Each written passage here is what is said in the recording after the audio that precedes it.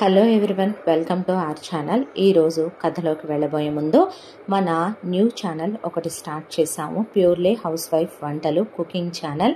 Interest ఉన్నవాళ్ళు తప్పకుండా ఆ ఛానల్లో కూడా మంచి మంచి రెసిపీస్ చాలా అప్లోడ్ చేస్తున్నాం. ఇంకా కొత్తగా రాబోతున్నాయి. తప్పకుండా ఛానల్ని మీరు సబ్స్క్రైబ్ చేసుకొని ఈ ఛానల్ లాగే ఆ ఛానల్ని కూడా సపోర్ట్ చేయండి. లింక్ డిస్క్రిప్షన్ బాక్స్లో ఉంది. మరి కథలోకి వెళ్ళిపోదాం. అది ఒక మధ్యతరగతి కుటుంబీకులు ఉండే సాదాసీదా కాలనీ.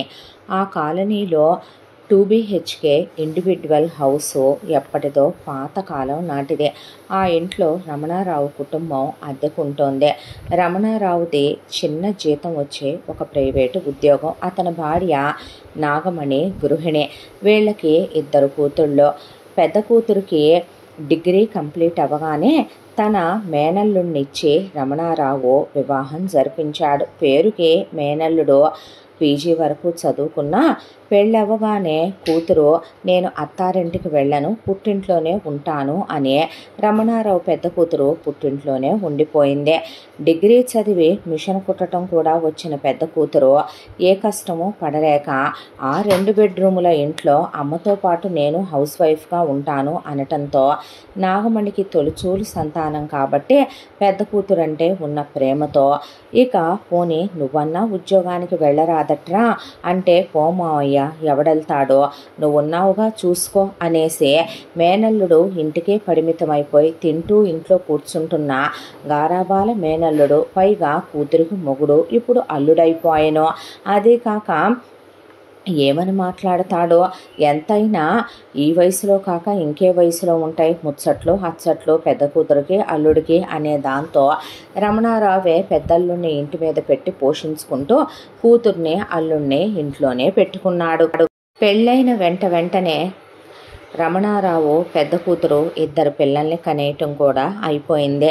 వెరసి రమణారావు బాధ్యత ఇప్పుడు తను, తన భార్య, తన పెద్ద కూతురు, మేనల్లుడు ప్లస్ అల్లుడు, వాళ్ళతో పాటు ఇక అదనపు భారంగా ఉన్న మనవడు మనవరాలు.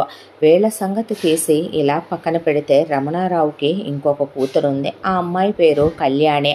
కళ్యాణిది డిగ్రీ కంప్లీట్ అయిపోయింది. డిగ్రీ కంప్లీట్ అయిపోయిన కళ్యాణి ఉద్యోగంలో జాయిన్ అయిందే.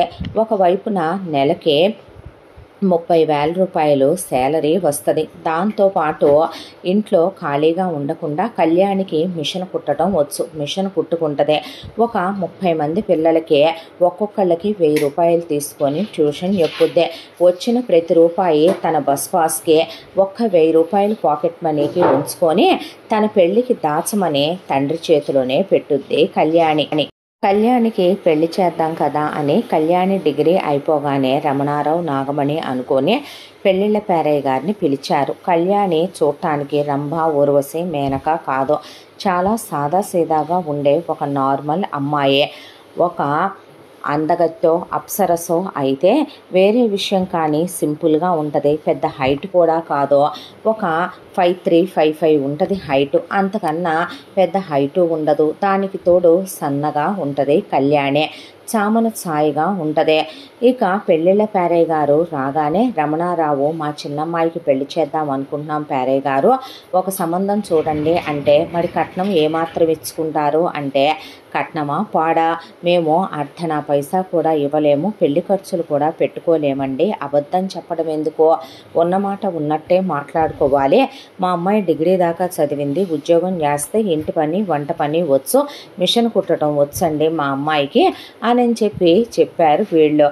చెప్పిన తరువాత సరేనండి మరి అలాగైతే అంటే అంతా దాంట్లో రెండో సంబంధపు వాడైనా పర్వాలేదు, కాస్త వయసు ఎక్కువ ఉన్నా పర్వాలేదు, మరి ఒక 15 ఏళ్ళు 20 ఏళ్ల వయసు ఎక్కువ ఉండేవాడు కాకుండా ఒక 5-6 ఏళ్ళు అటు ఇటుగా అయితే పర్వాలేదు, కులం మాత్రం ఖచ్చితంగా కలవాలండోయ్, అంతా దాంట్లో మర్చిపోవద్దు అని చెప్పుకొచ్చారు మొగుడు పెళ్ళాలు. అమ్మ చెరో మాట కాదు ఒకటే మాట చెప్పండి అంటే మొహమాటం ఎందుకండి, అబ్బాయిది మా కులం అవ్వాలి, చూడటానికి బాగానే ఉండాలి, మాల్లుడని చెప్పుకునేటట్టుగా ఉండాలి.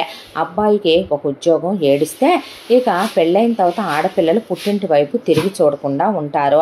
పెళ్లి ఖర్చులు, ఎంగేజ్మెంట్ ఖర్చులని మా మీద భారాలు పెట్టకూడదు, మేము కట్నాలు ఇవ్వలేం, గ్రామ్ బంగారం కూడా పెట్టలేము, వెళ్ళి సంబంధం వెతకండి అని చెప్పిన తర్వాత సరేనని పెళ్ళిళ్ళ పేరయ్య వెళ్ళాడు. వెళ్ళిన పేరయ్య వెళ్ళినట్టే రోజులు, నెలలు, సంవత్సరాలు గడిచిపోతూ కళ్యాణి డిగ్రీ అయిపోయి కూడా 4 సంవత్సరాల కాలం. కళ్యాణికి 25 ఏళ్ల వయసు కూడా వచ్చేసిందే. ఒక రోజున పెళ్ళిళ్ళ పేరయ్య గారు వీధిలో కనిపిస్తే, ఏమండి పేరయ్య గారు, ఏంటి మా మీద సీత కన్నేశారు, ఒక్క సంబంధం చూడలేకపోయారా మా అమ్మాయికి మీరు? వీధిలో ఉన్న ఆడపిల్లలందరికీ సంబంధాలు చూస్తున్నావు కదవయ్యా, అందరికీ పెళ్ళిళ్ళు చేస్తున్నావు కదవయ్యా అంటే, బాబు నేను ఒక మాట చెప్తాను రమణారావు గారు, అంటే మీరు నొచ్చుకోకూడదు. అమ్మాయికి మీరు రూపాయి కట్న కానుకలు ఇవ్వరు. అమ్మాయి ఏమీ రంభ, ఊర్వశి, మేనక కాదు. అమ్మాయి ఏమీ ఇంజనీరింగ్లు చదివి సాఫ్ట్వేర్ ఉద్యోగాలు చెయ్యట్లేదు. మీరేమైనా ఆస్తులు పెడతారా, బంగారాలు పెడతారా, ఏముందనే పోనీ సంబంధాలు చూద్దామంటే మీరు కొన్నిట్లో కాంప్రమైజ్ అవ్వాలి. మీక కులం విషయంలో మహా పట్టింపులు ఎక్కువ. అబ్బాయి బాగుండాలి, వయసు పెద్దది కాకూడదు. ఇక పోనీ మీరు చెప్పిన ప్రకారం వెతుకుదామంటే సంబంధం అబ్బాయి బాగున్నాడు అనుకుంటే వాళ్ళకి వెనకమాల ఉద్యోగం సరైంది లేదు. పోనీ ఉద్యోగం బాగానే ఉందిలే అంటే అబ్బాయికి వయసు ఎక్కువ. మరి ఇక మీకన్నా పెద్దవాళ్ళు, నాకన్నా పెద్దవాళ్ళు వయసులో చెప్తే సిగ్గుచేటు 60 ఏళ్ల వెధవలు, 55 ఏళ్ల వెధవలు అడుగుతున్నారు మీ అమ్మాయినే. అమ్మాయి పొట్టు అంటున్నారు కొంతమంది, అమ్మాయి అందగత్తె కాదంటున్నారు కొంతమంది, చదివింది డిగ్రీయేగా అని పెదవి విరిచేస్తున్నారు కొంతమంది. ఎన్నిటి మధ్య సంబంధం రావాలనే ఉంది. నాకు ఆడపిల్లలున్నారు, ఎవరికి పడితే వాళ్ళకి ఇచ్చి చేస్తే రేపు ఆడపిల్ల జీవితం ఏమైపోద్ది చెప్పండి. ఏదో ఒక సంబంధం నేనే చూస్తాను, మీరు నన్ను కంగారు పెట్టొద్దండి. అమ్మాయి మంచిది కదా, అమ్మాయి క్యారెక్టర్ మంచిది కదా, అలా అన్ని విధాల మంచివాడైన అబ్బాయి దొరికితే ఇచ్చి చేద్దాంలేండి, కంగారు పడకండి అన్నాడు పేరయ్య. అన్న తర్వాత ఒక 2 నెలలాగి పేరయ్య గారు ఒక రోజున ఒక సంబంధం తీసుకొని వచ్చాడు వీళ్ళింటికి. అమ్మ, మనిషికి మళ్ళీ నేను చెప్పలేను తల్లి, వచ్చి ఒక్కసారే అందరూ ఇక్కడ కూర్చుంటే ఒకేసారి చెప్పేస్తానంటే వీళ్ళ ఫ్యామిలీ మొత్తం అటెండ్ అయ్యారు పెళ్ళిళ్ళ పేరయ్య దగ్గర. ఆయన చెప్పటం మొదలుపెట్టాడు, ఇదే అబ్బాయి ఫోటో అమ్మ, చూసుకోండి అన్నాక అబ్బాయి పేరు ప్రకాష్. 5 అడుగుల 7 అంగుళాల ఎత్తుంటాడు. మెమ్మాయి 5 అడుగులు 3 అంగుళాలు ఉంటుంది. మెమ్మాయి కన్నా అబ్బాయి ఎత్తే. రెండో విషయం, అబ్బాయి ఇంజనీరింగ్ చదువుకున్నాడు. అబ్బాయి అమెరికాలో ఉంటాడు, అక్కడే ఉద్యోగం, మంచి జీతం.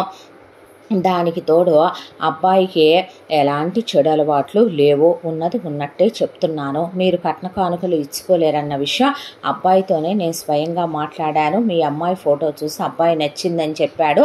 పెళ్లి ఖర్చులు అవి మొత్తం బాధ్యతలు కూడా తనే చూసుకుంటానని చెప్పాడు. అబ్బాయి వాళ్ళ కులం కూడా మీ కులమేనండి.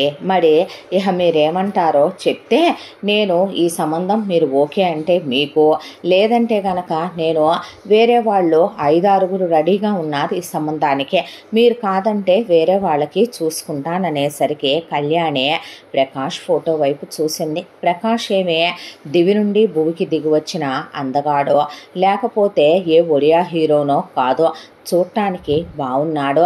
అబ్బాయి వయసు ముందే చెప్తున్నానండి, మీ అమ్మాయికి 25 కదా, అబ్బాయికి 30 అని చెప్పాడు ఆయన.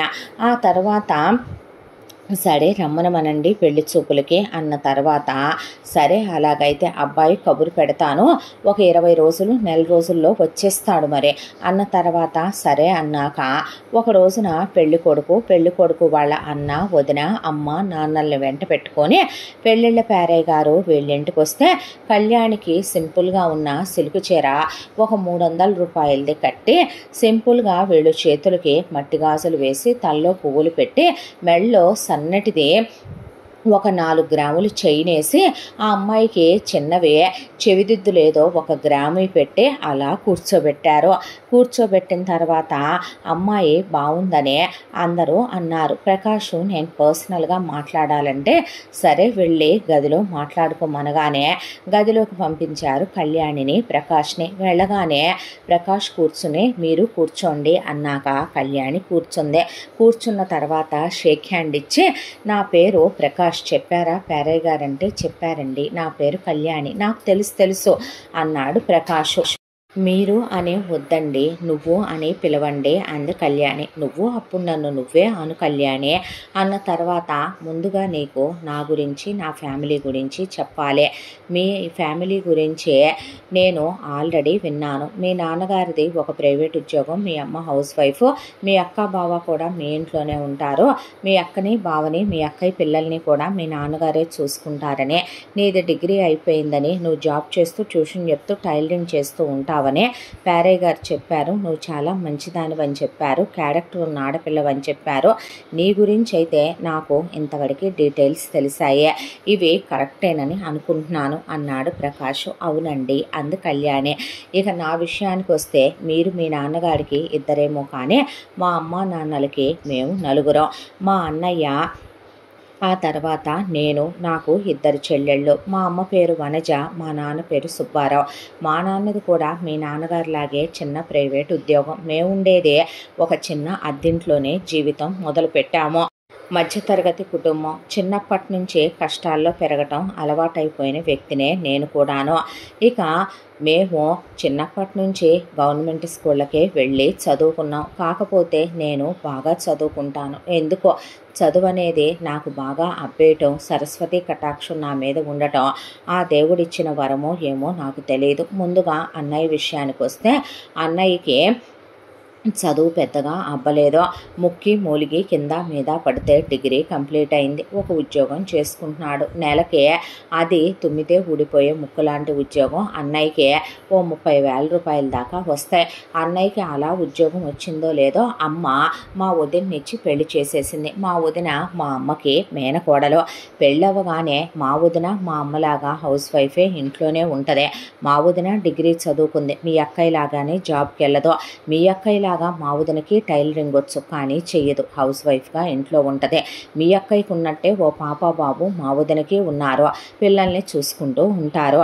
ఇక మా నాన్నే మా కుటుంబం మొత్తాన్ని పోషించేవాడు అప్పట్లో.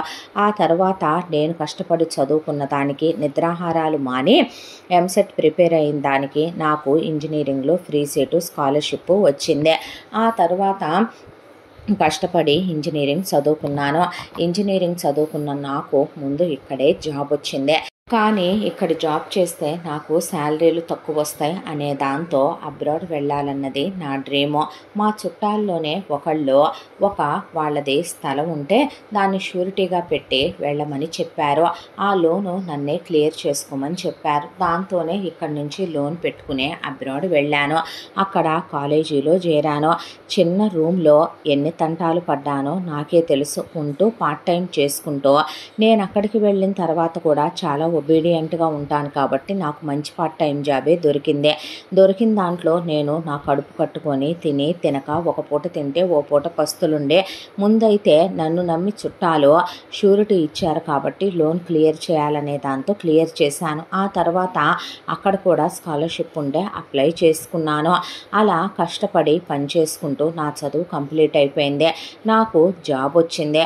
ఆ విషయం అమ్మ నాన్నలకి చెప్పాను. అమ్మ నాతో ఒకటే చెప్పింది, నీ మీద 2 చెల్లెళ్ళ పెళ్లి బాధ్యతలు ఉన్నాయి.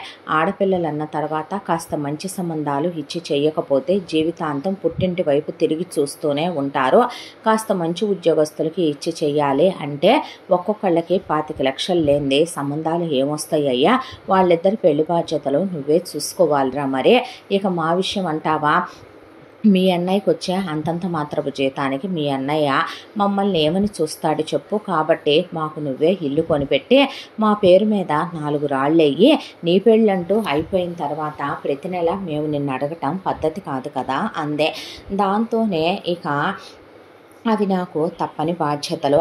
పెళ్లికి ముందే ఇవన్నీ కంప్లీట్ చేసుకోవాలనుకున్నాను. అనుకున్నదే తడవుగా సంవత్సరానికి 25,00,000 చొప్పున ముందు అమ్మకి 2 ఏళ్ళు 2 పాతికలు పంపించాను. పెద్ద చెల్లికి రెండో చెల్లికి అమ్మ 2 గవర్నమెంట్ ఉద్యోగాలు చేసుకునే వాళ్ళనే సంబంధాలు వెతుకుదామని అనుకున్న. చెల్లెళ్ళు గవర్నమెంట్ ఉద్యోగస్తుల్ని చేసుకో అన్నారు. దాంతోనే సాఫ్ట్వేర్ ఉద్యోగస్తులే కావాలన్నారనే 2 సాఫ్ట్వేర్ అబ్బాయిల్ని చూసి చెల్లెళ్ళకి 10 లక్షలు బంగారం పెట్టి 5 లక్షలు పెళ్లి ఖర్చులు పెట్టుకొని 10 లక్షల రూపాయలు కట్నం కింద ఇచ్చి 2 వాళ్ళు కోరుకున్న అబ్బాయిలకి ఇచ్చే పెళ్ళిళ్ళు జరిపించేసింది. ఆ తర్వాత నన్ను డబ్బులు పంపించమంటే చెరో 2 లక్షలు వేస్తే 2 పురులు చొప్పున పిల్లలు పుట్టడం కూడా అయిపోయింది వాళ్ళకే. ఆ తర్వాత ఇంకో 25 లక్షలు పంపించాను. 2 అంతస్తుల ఇల్లు కొనుక్కున్నారు అమ్మ వాళ్ళు. కొనుక్కున్న తర్వాత అమ్మ నాన్న పేరు మీద డబ్బులు కావాలని అడిగారు. దాంతో లెక్క చూస్తే 1,00,00,000 రూపాయలకి 60 నుంచి 70,000 వడ్డీ వస్తుంది. కాబట్టి 50 లక్షల రూపాయలు మరో 2 ఏళ్ల పాటు పంపించిన తర్వాత ఆ డబ్బులు వాళ్ళు బ్యాంకీలో వేసుకున్నారు. అమ్మ కాస్త బంగారం కావాలని అడిగింది. 2 పేటల చైను, అమ్మకి ఒక 4 బంగారపు గాజులు, 2 ఉంగరాలు, నాన్నకో చైను, బ్రేస్లెట్, ఉంగరం. ఆ తర్వాత అమ్మకి చెవిదిద్దులు చేయించాను. నాన్న కారు కొనమని అడిగాడు. ఒక కారు కొనిపెట్టాను. అన్నయ్య బైక్ కావాలంటే కొనిచ్చాను. ఇక్కడితో నాకు వాళ్ళ బాధ్యతలు కంప్లీట్గా తీరిపోయినాయి. అన్నీ కళ్యాణి లెక్కలు వేస్తూ కూర్చుంటే కంగారు పడకు, మొత్తం అటు ఇటుగా 1.5 CR దాకా అయినాయి. ఆ తర్వాత ఇక వీళ్ళది బాధ్యతలు మొత్తం కంప్లీట్ అయిపోయినాయి.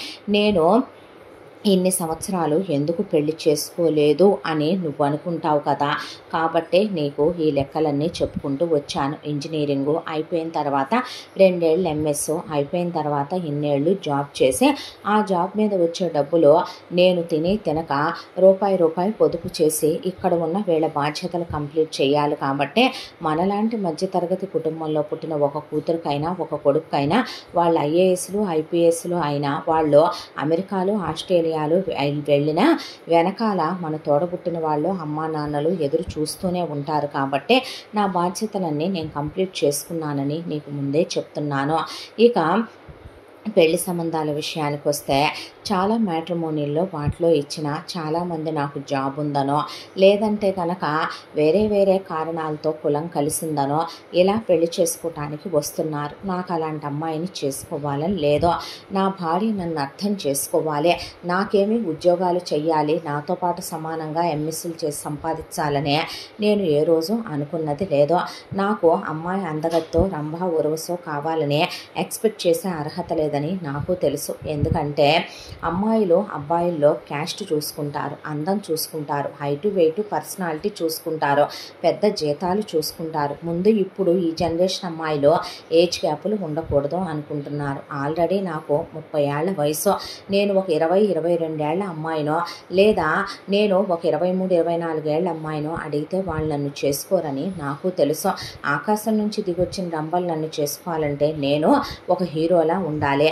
నేను ఎలా ఉంటానన్నది నాకు తెలుసు. దాంతోనే సంబంధాలు వెతుకుతూ ఉండగా పెళ్ళిళ్ళ ప్యాడే గారి దగ్గరికి నా ప్రొఫైల్ వెళ్ళింది. ఆయన నీకు ఎలాంటి అమ్మాయి కావాలో చెప్పయ్యా చూస్తాను అన్నాడు. నాకు కట్న కానుకల మీద ఎలాంటి ఎక్స్పెక్టేషన్లు లేవు కళ్యాణి. కట్నాలు తెచ్చే అమ్మాయిలు భర్తల్ని ఎలా చూస్తారనే విషయం నాకు బాగా తెలుసు.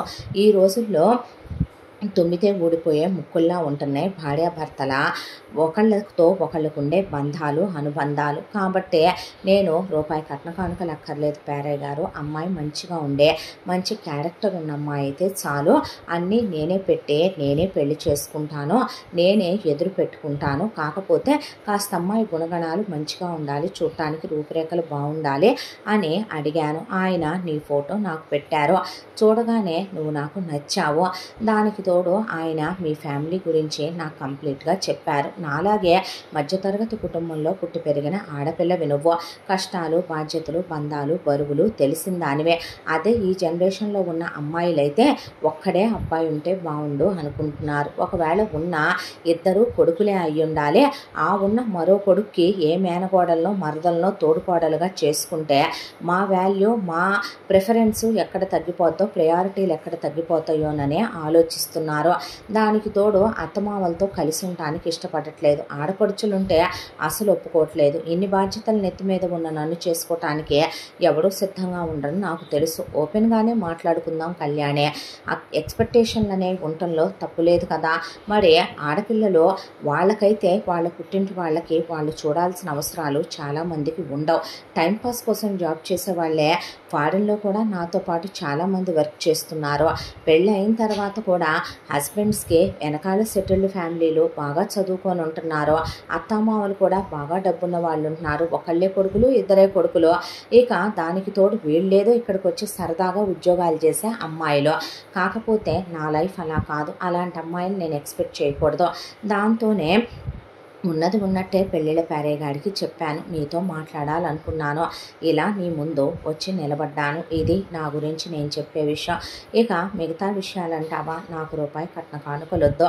నీకు కావలసిన చీరలు, బట్టలు, అలాగే నీకు కావలసినటువంటి నగలు అన్నీ నేనే తీసుకుంటాను. ఎందుకు చెప్తున్నానంటే ఇక్కడి నుంచి వన్స్ మనం వెళ్ళిన తర్వాత ఇక మన గురించి మనం ఆలోచించుకోవాలి. ముందు అక్కడ మన కోసం ఒక ఇల్లు కొనుక్కోవాలి.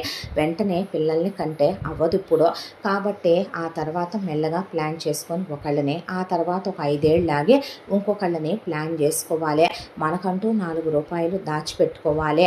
ఇక నువ్వు ఇల్లు పిల్లల్ని చూసుకుంటూ ఉంటే నేను ఆఫీసు బాధ్యతలనే నాకు సరిపోద్దే. నేనేమి చిన్న కుర్రాన్ని కాదు. నేను ఉన్నది ఉన్నట్టే మాట్లాడాలి. ఇప్పటి వరకు ఏ అమ్మాయినే, నిజం చెప్పాలంటే ఏ అమ్మాయి నన్నే ప్రేమించలేదు. ఎందుకంటే మా ఫ్యామిలీ చాంతాడంత ఉంటుంది కాబట్టి నేను ఎవరికి నచ్చలేదు. కానీ నాకు రొమాంటిక్ లైఫ్ మీద చాలా ఎక్స్పెక్టేషన్స్ ఉన్నాయి. నా ఫ్రెండ్స్ అందరూ కూడా పెళ్ళిళ్ళు అయిపోయి పెళ్ళాం పిల్లలతో హ్యాపీగా ఉంటే ఎన్నాళ్ళు బాధ్యతల బంధాల్లో ఉండిపోయాను. పెళ్ళయ్యాక అవన్నీ పెట్టుకోకూడదు అనుకున్నాను. నీకు 25 సంవత్సరాల వయసు వచ్చిందే. 100 ఏళ్ల జీవితంలో 25 ఏళ్ళు నీకు గడిచిపోతే 30 ఏళ్ళు నాకు గడిచిపోయినాయి. రొమాంటిక్గా నీతో హ్యాపీగా గడపాలి. దానికి తోడు కొన్నాళ్ళ తర్వాత పిల్లల్ని కానీ నీతో పిల్లలతో సంతోషంగా ఉండాలనే ఉంది నాకు. నేను నచ్చినా నచ్చకపోయినా ఇప్పుడే నిర్మోహమాటంగా చెప్పు, ఎలాంటి బలవంతము లేదు అని చెప్పాడు ప్రకాష్. ఆ మాటకి కళ్యాణి ఏమీ మాట్లాడలేదు. మీరు నాకు నచ్చారండి, ఇంకా నేను మాట్లాడటానికి ఏముంది, నా గురించి మీకు తెలుసు, ఇక మిగతా విషయాలు మీరే మాట్లాడేశారుగా అనేసింది. అన్న తర్వాత ఇక నుంచైనా వెళ్ళిన తర్వాత మన గురించే కదండి మనం ఆలోచించుకునేదే. నాకు ఇంకేమీ బాధ్యతలు లేవు కళ్యాణి, కంప్లీట్ అయిపోయినాయి అన్నాడు ప్రకాష్. ఆ తర్వాత ఈ ఇద్దరు కూర్చొని ఇద్దరికి ఏ కలర్ ఇష్టం అన్న దగ్గర మొదలుపెట్టి ఏ సినిమా హీరో ఇష్టమని, ఇద్దరు ఏ స్కూల్లో ఏ కాలేజీల్లో చదువుకున్నారని, ఆ తర్వాత కాసేపు రొమాంటిక్ టాక్స్, కాసేపు ఇద్దరు కలిసి ఇక ఒకళ్ళకి ఒకళ్ళు ఐ లవ్ యూలు చెప్పుకోవటం, ఆ తర్వాత ఒకళ్ళనొకళ్ళు దగ్గరికి తీసుకోవటం, ఇలా మొత్తం కలిసి మార్నింగ్ 10 గంటలకి గదిలోకి వెళ్ళిన వీళ్ళు మాట్లాడుకొని అన్నీ కంప్లీట్ అయ్యేపాటికి మధ్యాహ్నం 3 గంటలకి బయటకు వచ్చారు. ఈలోపు బయట ఉన్న వాళ్ళు స్నాక్స్ తినటం అయిపోయింది. ఇక పెళ్లి కొడుకు తరపు వాళ్ళు బయటికి వెళ్ళి భోంచేసి వస్తే పెళ్లి కూతురు తరపు వాళ్ళు ఇంట్లోనే తినేసి కూర్చోవటం అయిపోయింది. బయటకు వచ్చిన వీళ్ళను చూసి ప్రకాష్ వాళ్ళ అమ్మ వనిజ, ఇంకా నయమమ్మాయి లోపలే పెళ్లి చేసుకొని శోభనాలు చేసుకొని ఏ కడుపుతోనో పిల్లలుగానో వస్తావనుకున్నాను, తొందరగానే వచ్చావే అనేసరికి అమ్మా అన్నాడు ప్రకాష్. లేకపోతే ఏమిట్రా ఇన్ని గంటలు మాట్లాడుకుంటారా అనేసరికి చాలే ఊరుకోమ్మా అన్న తర్వాత, సరే తను నాకు నచ్చిందమ్మా, నేను తనకు నచ్చాను అన్న తర్వాత రమణారావు వాళ్ళు కళ్యాణి వైపు చూస్తే నచ్చాడని తల తిప్పిన తర్వాత సరేనండి అలాగైతే పెళ్లి ఖర్చులు అని వనిజ మాట్లాడబోతే అమ్మా నువ్వు ఆగు అన్న తర్వాత, మీరేమీ పెట్టుకోనక్కర్లేదు మావయ్య గారు, అన్నీ నేనే చూసుకుంటానండి, నేనే రేపు వచ్చి మాట్లాడతాను మిగతా విషయాల గురించి. కళ్యాణి నీ ఫోన్ నెంబర్ ఇవ్వు, నా ఫోన్ నెంబర్ తీసుకో అని చెప్పి అక్కడి నుంచి ప్రకాష్ వచ్చేసాక వాళ్ళ అమ్మ, అదేమిట్రా పెళ్లి ఖర్చులు కూడా పెట్టుకోనివ్వ, వాళ్ళ నాన్నే కట్నం ఇవ్వని బుక్క పకీరు వెదవ పెళ్లి ఖర్చులు కూడా పెట్టుకోడవాడు అంటే, అమ్మ మాటలు హద్దుల్లో ఉంచి మాట్లాడాలి, ఎందుకు పెద్దరికాన్ని పోగొట్టుకుంటావు చెప్పు, నేను అమెరికాకు వెళ్ళకముందు నీ దగ్గర ఏమున్నాయి, అదే మాట నాన్న అంటే సమాధానం ఏం చెప్తావు చెల్లెళ్ళ భర్తలో? అలా అనుకుంటే మనం ఏమైనా నేను వెళ్ళేంత వరకు నువ్వు ఇవ్వగలిగిన స్థితిలో ఉన్నావా? ఎక్కడి నుంచి తీసుకొచ్చిస్తాడమ్మా ఆయన? ఒకప్పుడు నాన్న జీతం ఎంతో ఆయన జీతం అంతే. ఆయన మీద ఒకవైపున కూతురు, అల్లుడు, వాళ్ళిద్దరు పిల్లలు, భార్య, అన్ని బరువులు ఉన్నాయి. ఆ పనికి మాల వెదవ దున్నపోతల్లే ఉండి అల్లుడిని కూర్చోబెట్టుకోవటం ఏంట్రా ఇంట్లో? ఉద్యోగం సద్యోగం లేకుండాను అది మనకు అవసరమైన విషయం అంటావా అమ్మా? మన అన్నయ్య విషయం గురించే ఒకరోజు ఉద్యోగానికి వెళ్తే అన్నయ్య 10 రోజులు ఇంట్లో కూర్చుంటాడు. ఏం చెప్తావు నువ్వు? మగపెళ్లి వాళ్ళం రా మనం. మగ ఆడ అనే తేడా ఏమీ లేదు, మధ్యతరగతి కుటుంబాల వాళ్ళం. అది పద్ధతిగా ఉంటుంది నువ్వు మాట్లాడితే అన్నాడు ప్రకాష్. సరేనయ్యా, నీ పెళ్ళి నీ ఇష్టం అంటే, అయినా నీకు పంపించే డబ్బులు నీకు పంపించిన తర్వాత నేను కొంత డబ్బులు నా పెళ్లి కోసమనే పక్కన పెట్టుకున్నాను. అయినా అన్నయ్యకి పెళ్ళి ఎవరు చేశారు? నేనే చేశాను. మరి నాకెవరు చేస్తారో? నా దగ్గరే ఉన్నాయిరా నీకు చేయటానికి. ఇదే మాట నువ్వు అంటావని, నీ దగ్గర లేవని తెలిసే మీకు పంపించాల్సినవి పంపించి కొంత అమౌంట్ నేను నా పెళ్ళికని దాచుకొని తెచ్చుకున్నాను. అయిపెట్టే నేను అన్నీ తీసుకుంటాను, నువ్వేం టెన్షన్ పడకో. అలాగే నేను వెళ్ళేటప్పుడు బట్టలు అవి కూడా కొని తీసుకెళ్ళాలి. నా కోసం కూడా నేను అవన్నీ ప్లాన్ చేసుకోవాలంటే మరి నీ పెళ్ళికి మాకు బట్టలు తీసుకోవా? అదేంటి?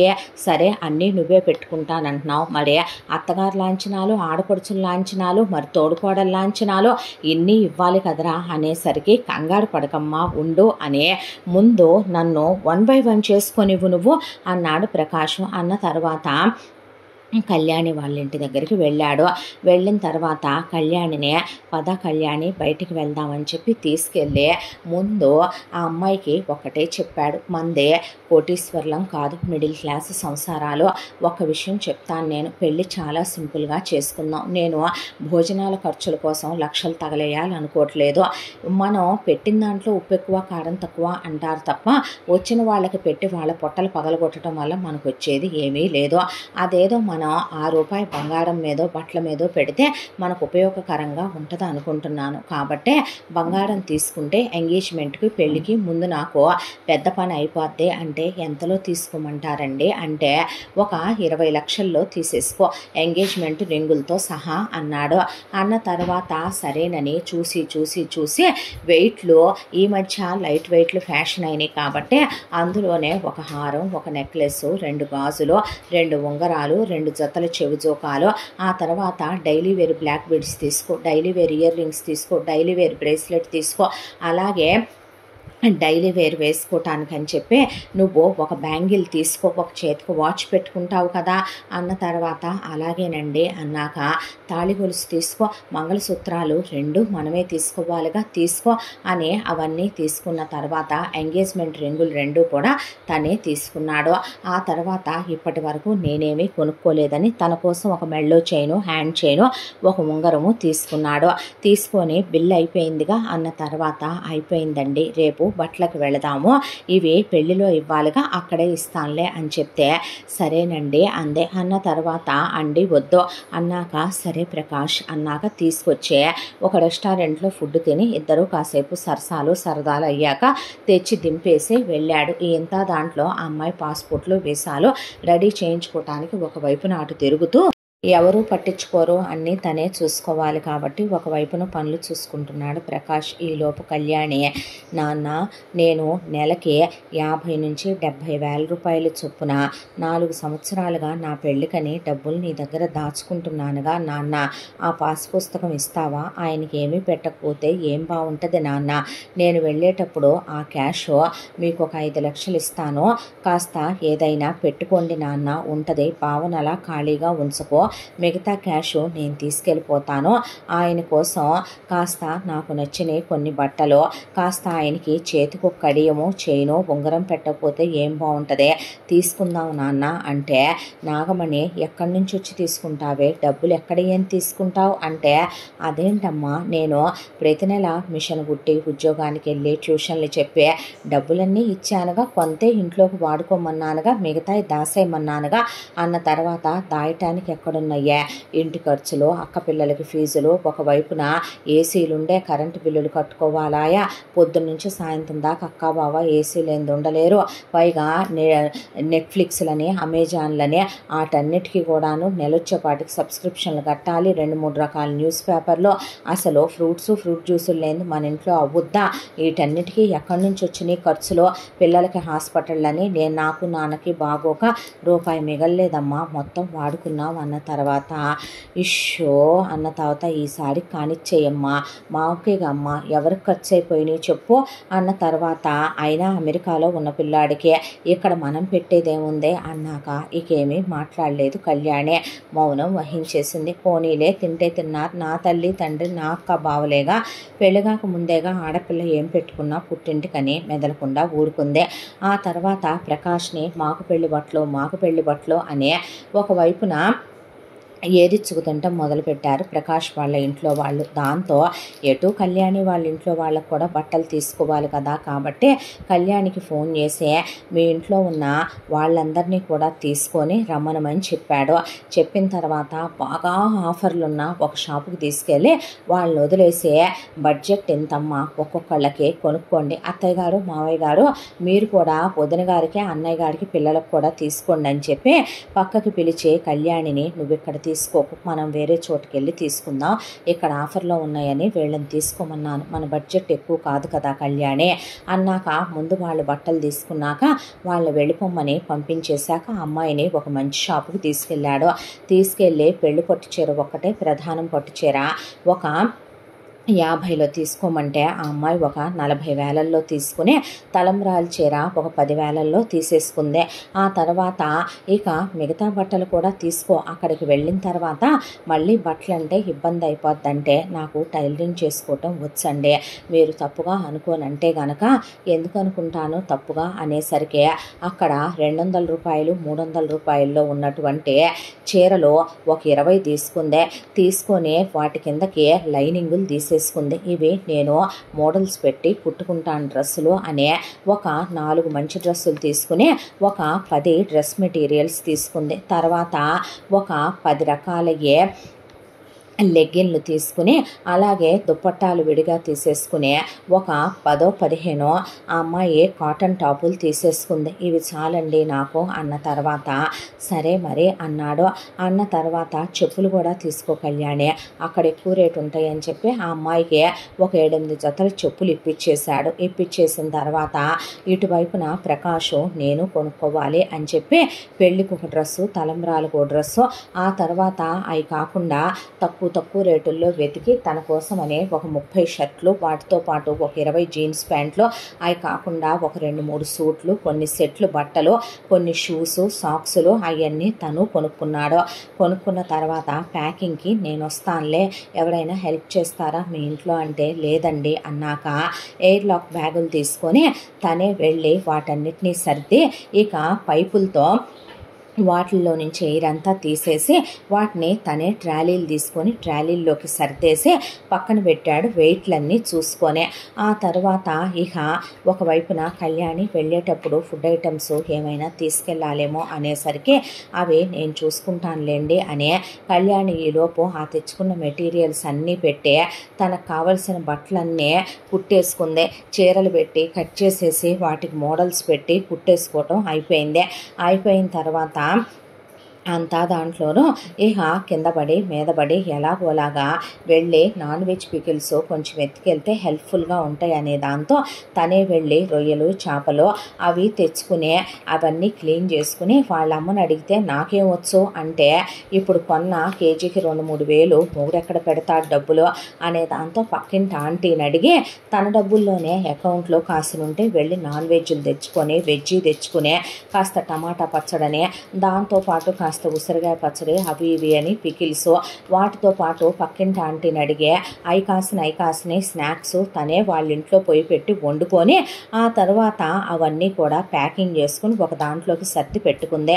ఈలోపు సింపుల్గా గుళ్ళోనే వీళ్ళ ఎంగేజ్మెంట్ అయిపోయిన వెంటనే ఇక ఒకవైపున మా వైపు 3,000 మంది వస్తారంటే మా వైపు 5,000 మంది వస్తారని వీళ్ళు లెక్క చెప్తే ప్రకాష్ కళ్యాణిని పక్కకు పిలిచి నేను మొత్తం మా వైపున 200 వందల మందితో సర్దేద్దాం అనుకుంటున్నాను, మీ వైపు కూడా అంతమందినే పిలవమని చెప్పవా కళ్యాణి అనేసరికి కళ్యాణి ఆయన అంతమందిని వద్దంటున్నారు నాన్న అని చెప్పిన తర్వాత అదేమిటమ్మాయి అంటే ఆయన వద్దన్నారు అని చెప్పిన తర్వాత సరేనని ఇక ఒకవైపున సింపుల్గా చేసుకున్న పెళ్ళి బాగా చేసుకున్నాడు ప్రకాష్. చేసుకున్న తర్వాత పెళ్లి తంతులన్నీ కంప్లీట్ అయిపోయినాయి.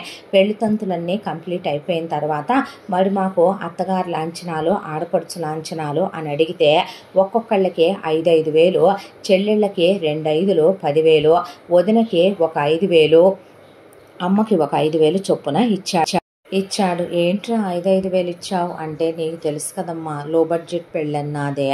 సర్లే అన్నారు. అన్న తర్వాత సత్యనారాయణ వ్రతం అయిపోయాక రిసెప్షన్ రా. ఎందుకమ్మా రిసెప్షను? మనకెవరైనా పెళ్ళికి రాలేదా ఏంటి? పెళ్ళికి రాని వాళ్ళు ఉంటే గెస్ట్లు రిసెప్షన్లు ఇచ్చుకుంటారు, మనకి రిసెప్షన్లు ఇచ్చుకోవాల్సిన అవసరం లేదులేమ్మా అనేసిన తర్వాత ఫస్ట్ నైట్కి ఏర్పాట్లు అని పేరయ్య గారు అన్న తర్వాత ఒకవైపున చూస్తే నాగమణి రమణారావు వాళ్ళ బెడ్రూమ్ త్యాగం చెయ్యరు. వాళ్ళ పెద్ద కూతురు అల్లుడు అసలు బెడ్రూమ్ ఇవ్వరు. వాళ్ళ ఇంట్లో ఉందే 2 బెడ్రూముల ఇల్లు. ఎన్నాళ్ళంటే కళ్యాణి హాల్లో పడుకుంది కాబట్టి వేరే విషయం, మొగుడుతో కలిసి హాల్లో ఎలా పడుకుంటావే, శోభనానికి వేరే ఏర్పాట్లు చేసుకోవాలా నువ్వు మీ ఆయన అనేసింది నాగమణి. ఈ విషయం తీసి పక్కన పెడితే ఇటువైపున ప్రకాష్ వాళ్ళమ్మ ఒరై ఉన్నది చూస్తేనేమో మన ఇంట్లో 4 బెడ్రూమ్లు అనుకో, అందులో ఒక దాంట్లో అన్న వదిన, ఒక దాంట్లో నేను మీ నాన్న, చెల్లి వాళ్ళు నీ పెళ్ళికి వచ్చి వాళ్ళిద్దరు మొగుళ్ళతో వచ్చారు, వాళ్ళకి 2 బెడ్రూములు కావాలి కదా, ఇప్పుడు నువ్వు మీ ఆవిడ హాల్లో శోభనం చేసుకుంటారా అనేపాటికి వద్దులేమ్మా మీరేమి ఇబ్బంది పడకండి అన్నాక కళ్యాణి బయలుదేరు అని చెప్పి ప్రకాష్ ఎటు ఇండియా చూడలేదు, నువ్వు కూడా ఎక్కడికి వెళ్ళుండవు కదా ఫేమస్ ప్లేసెస్కే, కాబట్టి పద మన బడ్జెట్కి తగినటువంటి ప్లేసెస్ వెతుక్కుందాం అని చెప్పి ఆ అమ్మాయిని కాశ్మీర్ తీసుకెళ్ళాడు. అక్కడ చల్లని ప్రదేశం, దట్టు ఒకళ్ళకి 30 ఏళ్ళు ఒకళ్ళకి 25 ఏళ్ళు ఉంటాం. బ్రహ్మచర్యాలకి ఇకనైనా స్వస్తి పలుకుదాం అనుకోవటమో ఏమో కానీ భార్యతో చాలా క్లోజ్గా, చాలా ఇంటిమేటెడ్గా, చాలా హ్యాపీగా గడిపాడు ప్రకాష్. కళ్యాణి కూడా అల్లుకుపోయింది ప్రకాష్ని. అలా ఇద్దరూ కలిసే చాలా హ్యాపీగా ఒక 2-3 రోజులు కాశ్మీర్లో గడిపాక ఆ తర్వాత ఢిల్లీ వచ్చి ఆగ్రా వెళ్ళి అలా అవన్నీ చూసుకుంటూ చల్లటి ప్రదేశాలు, భార్య షాల్ అడిగితే కొనిపెట్టి, ఇయర్ రింగ్స్ అడిగితే కొనిపెట్టి, చిన్న చిన్న నెక్ చైన్స్ అడిగితే బంగారపై ఎటు కొనివ్వలేనని పిచ్చి అడుగుతున్నావా అంటే నవ్వింది పెళ్ళాం. ఇక వారం రోజుల పాటు అలా గడిపి తిరిగి వచ్చారు. తిరిగి వచ్చేసరికి ప్యాకింగ్లన్నీ రెడీగా ఉన్నాయి, వెళ్ళిపోవాలి అనే దాంతో ఇక మేము బయలుదేరిపోతాం అని అప్పటికే అన్నీ ప్యాక్ చేయించుకొని ఉంచుకున్నారు. కాబట్టి కళ్యాణి అని నాగమణి పిలిచి చెప్పమ్మా అంటే ఇదిగో నీకోసమని ఆవకాయ పక్కన పెట్టాను కానీ ఒక డబ్బా కొనుక్కొచ్చుకోపో అని బయటికి వెళ్ళి డబ్బా కొనుక్కోమని పోయిన సంవత్సరం పట్టిన పాత ఆవకాయ అలాగే పడి ఏడుస్తోంది ఇంట్లో తినకుండా. ఆ ఆవకాయ చిన్న కూతురికి పెట్టించింది నాగమణి. పోయిన సంవత్సరం పట్టిన చింతకాయ తొక్కు అలాగే కొడివికార పచ్చడి జాడీలో పడి ఏడుస్తున్నాయి ప్రకాష్ వాళ్ళ అమ్మ ఇంట్లో. ఆవకాయ పచ్చడికి ఫ్యాన్స్ ఉంటారు వాళ్ళ ఇంట్లో, అది మిగల్లేదు. దాంతో ఆ 2 పచ్చళ్ళు 2 అరకిలోలు డబ్బాలు కొనుక్కొచ్చుకోమని కోడలికి పెట్టించింది వనజ. కనీసం కోడలికో జాకెట్ ముక్క, అల్లుడికి ఓ ప్యాంటు ముక్క కూడా పెట్టలేదు వీళ్ళు. అవి తీసుకొని మొత్తానికి ఎయిర్పోర్ట్కి చేరుకొని ఫ్లైట్ ఎక్కి అబ్రాడ్ వచ్చేసారు వీళ్ళు. వచ్చిన తర్వాత కళ్యాణిని తీసుకొని అద్దిల్లే అయినా తన ఇంట్లోకి తీసుకొచ్చే ముందు లోపలికి వెళ్ళి తనే హారతి అవి ఏర్పాటు చేసి గృహప్రవేశం తన ఇంట్లో చేసుకోవటానికి అన్నీ రెడీగా పెట్టొచ్చానని ఆ అమ్మాయితో గృహప్రవేశం చేయించుకొని లోపలికి తెచ్చుకున్నాడు ప్రకాష్. నవ్వుకుంది కళ్యాణి. ఇక్కడెవరూ హారతులు ఇవ్వటానికి ఉండరు, మనకెవరూ లేరుగా అని లోపలికి తెచ్చాక చిన్నదే అయినా ఇల్లు చాలా నీట్గా ఉంది. తెచ్చిన లగేజీలన్నీ ముందు పక్కకి సర్దేశాక పెళ్ళాం చేపట్టుకొని పెళ్ళాంతో కిచెన్ చూపించి బియ్యంతో సహా సరుకులన్నీ తీసుకొచ్చి పెట్టాను. వెజిల్స్ అన్నీ కొత్తవి కొని కడిగి తుడిచి పక్కన సర్దే వచ్చాను. మళ్ళీ వచ్చిన తర్వాత బడలికగా ఉంటుంది, అప్పుడు షాపింగ్లకి ఏం వెళ్తాము అని చెప్పి అన్న తర్వాత ఫ్రిడ్జ్ చూపించాడు, వ్యాక్యూమ్ క్లీనర్ చూపించాడు, వాష్రూములు చూపించాడు, బెడ్రూమ్ చూపించాడు, హాల్ చూపించాడు. పెళ్ళానికి ఏమేమి ఎలా చేయాలో అన్నీ చూపించి ఇదిగో టీవీ, ఇందులో ఇండియా ఛానల్స్ ఇవి వస్తాయని చెప్పి చూపించాడు. ఆ తర్వాత మనం ప్రయాణం చేసి వచ్చాం కదా, కాబట్టే జెట్ లాగ్ ఉందిగా, రెస్ట్ తీసుకొని పడుకుందామా కళ్యాణి అన్న తర్వాత ఫుడ్ బయటికి వెళ్ళి తెస్తాను, లేదంటే ఆర్డర్ చేస్తానంటే వద్దొద్దు, ఇప్పుడు మళ్ళీ దానికోసం డబ్బులు తగలేయటం ఎందుకు అంటే మరి ఏం తింటావురా అనేసరికి ఇంట్లో బియ్యం ఉన్నాయి కదా, అన్నం వండేస్తాను, మరి కూరలో అన్న తర్వాత కంగారేమీ లేదులే, నేను వచ్చేటప్పుడే పచ్చళ్ళు అవి పట్టి తెచ్చుకున్నాను, గోంగూర పచ్చడి, టొమాటో పచ్చడి, పక్కింటి ఆంటీని అడిగి స్నాక్స్. అవునా అన్న తర్వాత అందే. అవన్నీ పెళ్ళాంకే హెల్ప్ చేసి ఇండియా నుంచే వాళ్ళమ్మ వాళ్ళు ఇచ్చిన వీళ్ళమ్మ ఇచ్చిన పచ్చళ్ళు కూడా ప్రేమతో ఇచ్చారనే దాంతో అవి కూడా నీట్గా సర్ది పెట్టేసుకున్నారు. సర్ది పెట్టేసుకున్న తర్వాత కర్డ్ ఆర్డర్ చేస్తాను అని చెప్పి ఇక భోజనం కానిచ్చేశారు. ఆ తర్వాత ఇక ఒళ్ళలిసిపోయిందాక నిద్రపోయారు. లేచిన తర్వాత నేను హెల్ప్ చేస్తాను అన్న తర్వాత నేను సర్ది పెడతానురా, నువ్వు నాకు జస్ట్ అందించు చాలు అని చెప్పాడు. ఆ అమ్మాయి అందిస్తుంటే చక్కగా తనే వేటికయ్యి నీట్గా సర్దేశాడు వార్డ్రోబుల్లో. సర్దిన తర్వాత పెళ్ళాన్ని కౌగిలించుకొని ముద్దులు పెట్టుకున్నాడు. పెట్టుకొని ఈ వారం రోజులు మన్నెవ్వరూ డిస్టర్బ్ చేయటానికి వీల్లేదు అని చెప్పి డోర్లన్నీ క్లోజ్ చేసేసే పద ముందు వంటగదిలోకి వెళదామని పెళ్ళాం నడుం కౌగిలించుకొని పెళ్ళానికి కావలసినవన్నీ కూరగాయలవి తనే బయటికి వెళ్ళి తెచ్చి కట్ చేసి ఇచ్చే, ఫ్రైలు చేసేరా నిలవుండే విధంగా, నాన్ వెజ్ కుక్ చేసే పికిల్స్ ఉన్నాయి కదా, కర్డ్ తీసుకొచ్చి సర్దేశాను అని మనకి కొంచెం ఎనర్జీ బలం రావటానికని కొన్ని ఈ కూడా తీసుకొచ్చానంటే చీ అంది కళ్యాణి. ఎందుకు చీ, 25 ఏళ్లుగా మగాడి స్పర్శ లేక నువ్వు, 30 ఏళ్లుగా ఆడదాని స్పర్శ లేక నేను ఎలా ఎండిపోయామో నాకు తెలుసులే కానీ అని అన్నీ వండేసుకొని పక్కన పెట్టుకున్నాక ఇక పొగలు సాయంత్రం తేడా లేకుండా వారం రోజుల పాటు కొత్త మోజు అనుకోవాలా, ఆశ అనుకోవాలా, ఇష్టం, కోరిక ఏదైనా కానీ ఇన్నాళ్ళ తర్వాత ఒక ఆడదాని సాంగత్యం మనసుకి ఇంకా ఇంకా కావాలనిపించడం, ఆ అమ్మాయి దగ్గర అవ్వటం, దగ్గరికి తీసుకోవటం, ఆ తర్వాత మగాడి స్పర్శకు పులకించిపోతున్న ఆమె శరీరం. వారం రోజులు ఇద్దరు ఇలా చాలా క్లోజ్గా డీపెస్ట్గా క్లోజ్ అయ్యాక వారానికే ఆశ తీరిందా అని అడిగిన తర్వాత ప్రేమ ఇక చాలంటోందా అంటే లేదు సెలవు అయిపోయింది అనేసరికి నవ్వి రాత్రులున్నాయిగా, ఏ పగళ్ళకేమైందంట, నా వరకు నాకు ఇప్పుడు సైట్ సీయింగ్లకి వెళ్ళాలని ఎటూ లేదో, ఇద్దరం కలిసి హ్యాపీగా వీకెండ్స్ ఉంటాయి, వీకెండ్స్లో క్లోజ్ అవుదాంరా అన్న తర్వాత సరే అని రోజు మొగుడు ఆఫీస్కి వెళ్ళేటప్పుడు నేను హెల్ప్ చేస్తాగా అంటే ఇద్దరి కోసం ఏమంత కష్టపడిపోతున్నానని అని పొద్దున్నే ఒక బ్రేక్ఫాస్ట్ చేస్తుంది, బాక్స్ కట్టేస్తుంది, దేనికి వంకలు పెట్టాడు, దీంట్లో కొంచెం ఉప్పు పట్టుద్ది కదో అంటే అయ్యో బాబోయ్ వంకల సుందరి అని నవ్వేసి తీసుకొని వెళతాడు. ఏమన్నా కావాలని చెప్తే వస్తువు తీసుకొస్తాడు, ఎర్లీగా ఇంటికి వచ్చేస్తాడు, వచ్చి రాగానే పెళ్ళాన్ని అల్లుకుపోతాడు. ఇక వీకెండ్స్ వచ్చేపాటికి ఇల్లు అద్దంలా నీట్గా ఉంది, నేను హెల్ప్ చేస్తానన్నాను కదరా అంటే నువ్వే అన్నావుగా, వీకెండ్స్ చాలా క్లోజ్గా ఉందామని ఈ 2 రోజులకి వంట కూడా చేసి పెట్టాను, అవెన్లో వేడి చేసుకొని తింటే సరిపోద్దే, నువ్వా నన్ను వదలవు, కలిశాక నాకు ఓపిక ఉండట్లేదు, స్నాక్స్ కూడా చేసి పెట్టేశాను అని పొదుపరి సంసారం కాబట్టి ఇద్దరి వరకు చూసి కడుపు నిండేటట్టు వండుద్ది కళ్యాణి. అది ఇంకా నచ్చేసింది ప్రకాష్కే. ఆ తర్వాత ఇద్దరు ఇలా వీకెండ్స్లో క్లోజ్ అవుతూ హ్యాపీగా రోజు రాత్రంతా క్లోజ్ అవుతూ మొగుడికి 4-5 సార్లు క్లోజ్ అయినా కూడా పెళ్ళాం మీద ఆశ తీరదు. ఆ అమ్మాయికి ప్రకాష్ ఇంకా ఇంకా కావాలనిపిస్తాడు అతని మంచితనం వల్ల. దాంతో ఇద్దరు చాలా హ్యాపీగా ఉంటూ 3 నెలల కాపురం ఇలా గడిచిపోయింది.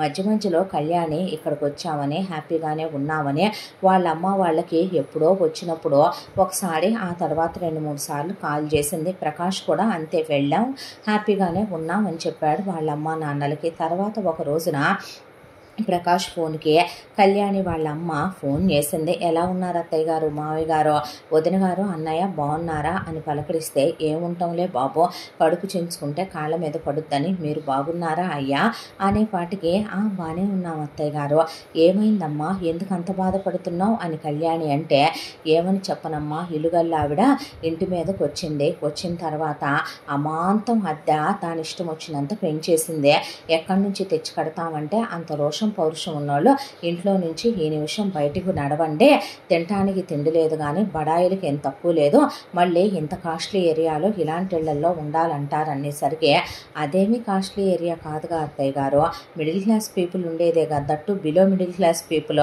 అన్నాడు ప్రకాష్. కానీ వాళ్ళు అలాగే మాట్లాడతారు కదయ్యా, ఎంత హీనంగా మాట్లాడిందో అని కన్నీళ్లు పెట్టుకుంది నాగమణి. బాధపడకండి అత్తయ్య గారు అంటే బాధ కాక ఏం మిగిలిందయ్యా మాకు, ఆయన ఒక్కడో సంసారం మొత్తం ఈడ్చుకురావాలి, మేనల్లుడు అల్లుడు కాబట్టే ఉద్యోగానికి వెళ్ళమని గట్టిగా చెప్పలేని పరిస్థితి మాదే. ఒకవైపున పెద్ద కూతుర 2 పిల్లలతో గుండెల మీద బరువుగా కూర్చుంది ఆయనకే, ఒకవైపున మీ అమ్మ నాన్నలు అదృష్టవంతులు, నీలాంటి కొడుకు మాకు ఒకళ్ళు లేకపోయినే, మా కడమకి ఉండుంటే మాకంటూ ఓ సొంత ఇల్లు ఉండేదే, మేము ఎవరి దగ్గరికి వెళ్ళి తలదాచుకోవాల్సిన కర్మ వచ్చేది కాదు మాకు, ఇప్పుడు మళ్ళీ అద్దెళ్ళు వెతుక్కోవాలి, ఏం కర్మో ఏమి రాతో అని ఏడుస్తూ మీరు హ్యాపీగా ఉండండి అని చెప్పి ఫోన్ పెట్టేసింది ఆవిడ. ఆ తర్వాత ప్రకాష్ అత్తగారన్న మాటల గురించే ఆలోచించడం మొదలుపెట్టాడు.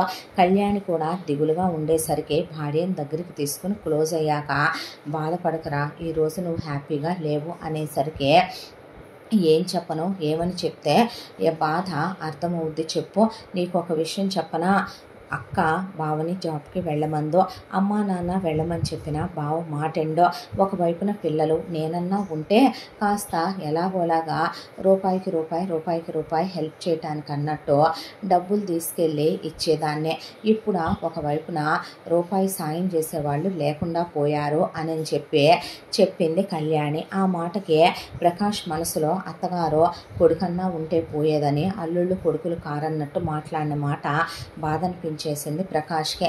తన వాళ్ళైతే ఒకటే మనమైతే ఒకటా అన్నట్టుగా ఒకవైపున ప్రకాష్ ఆలోచిస్తూ కళ్యాణితో ఒకరోజు నిద్రపోయేదాన్ని లేపాడు. ఏంటి ప్రకాష్ అంటే ఏమీ లేదు కళ్యాణి, ఆల్రెడీ నేను అమ్మా నాన్నలకి ఇల్లు కొనిపెట్టాను కదా, ఆ ఇల్లు అమ్మా నాన్నల తదనంతరం ఎటు నాకే వస్తుంది, ఇప్పుడు మీ అమ్మా నాన్నలు ఎక్కడో రోడ్డు మీద ఉండటం ఎటు నేను ఏదో ఒక రోజుకి ఇండియాకే వెళ్ళిపోదాం అనుకుంటున్నాను, పెట్టుబడి అదేదో ఇండియాలోనే పెడితే బెస్టే కదా, నేను లోన్ పెట్టి ఓ 25 లక్షలు అత్తయ్య గారు వాళ్ళకి ట్రాన్స్ఫర్ చేస్తాను, ప్రస్తుతం వాళ్ళ పేరు మీద ఇల్లు తీసుకోమనమని చెప్పు, ఆ ఇల్లు ఏదో ఒక రోజుకి మనం వెళ్ళిన తర్వాత మనకే ఇస్తారు కదా, వాళ్ళని ఆ ఇంట్లో ఉండమనమని చెప్పు, ఉన్న తర్వాత మనం వెళ్ళాక మన ఇల్లు మనం తీసుకోవచ్చు, అప్పుడు మనకి 2 ప్రాపర్టీలు ఉన్నట్టు ఉంటాయి కదరా అంటే, మీ అమ్మగారు వాళ్ళకి తెలిస్తే ఏమనుకుంటారో అంటే ఏమీ అనుకోరులే అన్న తర్వాత చాలా థ్యాంక్స్, నేను అడిగితే బాగోదని అడగలేదు అంది కళ్యాణి. చచ్చా నువ్వు వేరు నేను వేరా, నా వాళ్ళ గురించి ఆలోచించిన వాడిని నీ వాళ్ళ గురించి ఆలోచించరా అనే 25 లక్షల లోన్ పెట్టి ప్రకాష్ ఆ డబ్బులు అత్తగారు వాళ్ళకి ట్రాన్స్ఫర్ చేసి ఫోన్ చేసి, అత్తయ్య నేను 25 లక్షలు పంపించాను, ఇంకొక 5 పట్టిన పంపిస్తాను, ఒక మంచి ఇల్లు తీసుకోండి అత్తయ్య, మీరున్నన్నాళ్ళు మీరుండండి, మీ తదనంతరం ఎటు మేము ఏదో ఒక రోజుకి ఇండియాకి వచ్చేద్దాం అనుకుంటున్నాం కాబట్టి అప్పటికి మా ఇల్లు మాకు అప్పచెప్తురుగానిలే అన్నాడు ప్రకాష్. అన్న తర్వాత నీ రుణం ఈ జన్మకి తీర్చుకోలేమయ్యా అన్న తర్వాత కళ్యాణి ఫోన్ తీసుకొని, మీ అల్లుడు చాలా మంచోడమ్మా, నువ్వు బాధపడుతున్నావని ఇల్లు గల్లావిడ నిన్ను పెద్ద చిన్న లేకుండా మాట్లాడి వెళ్ళిందని ఆయన మనసులో లేదు, ఆయన చాలా ఆలోచించి దిగులు పడ్డాడు, మేము ఎటు ఇక్కడ ఇల్లు కొనుక్కుందాం అనుకుంటున్నాము, అదేదో ముందు అక్కడే కొనుక్కుంటే ఏదో ఒక రోజుకి ఆ ఇల్లు మాకే ఉంటుందిగా, ఉన్ననాళ్ళు మీరుండండి అమ్మా, మేమేదో ఒక రోజుకి వచ్చిన తర్వాత మా ఇల్లు మాకే ఉంటుంది, మంచి ఏరియాలు రేటు పెరిగేలాగా మంచిగా తీసుకో నాన్న అని చెప్పి చెప్పింది వాళ్ళ నాన్న కూడాను. సరేనమ్మా అన్నారు. అన్న తర్వాత వీళ్ళు డబ్బులేస్తే ఇంకొక 10 లక్షలు కావాలి అని అడిగితే, ఇక అంతకుముందు ప్రకాష్ దగ్గర కొంత అమౌంట్ ఉంటే వాటిని కూడా పంపిస్తే, ప్రకాష్ వాళ్ళ అమ్మ వాళ్ళు ఇల్లు విడిగా కొన్నారు కానీ అపార్ట్మెంట్ లాగా డ్యూప్లెక్స్, వీళ్ళు మాత్రం ల్యాండ్ కొని 2 అంతస్తుల ఇల్లే కట్టించుకున్నారు.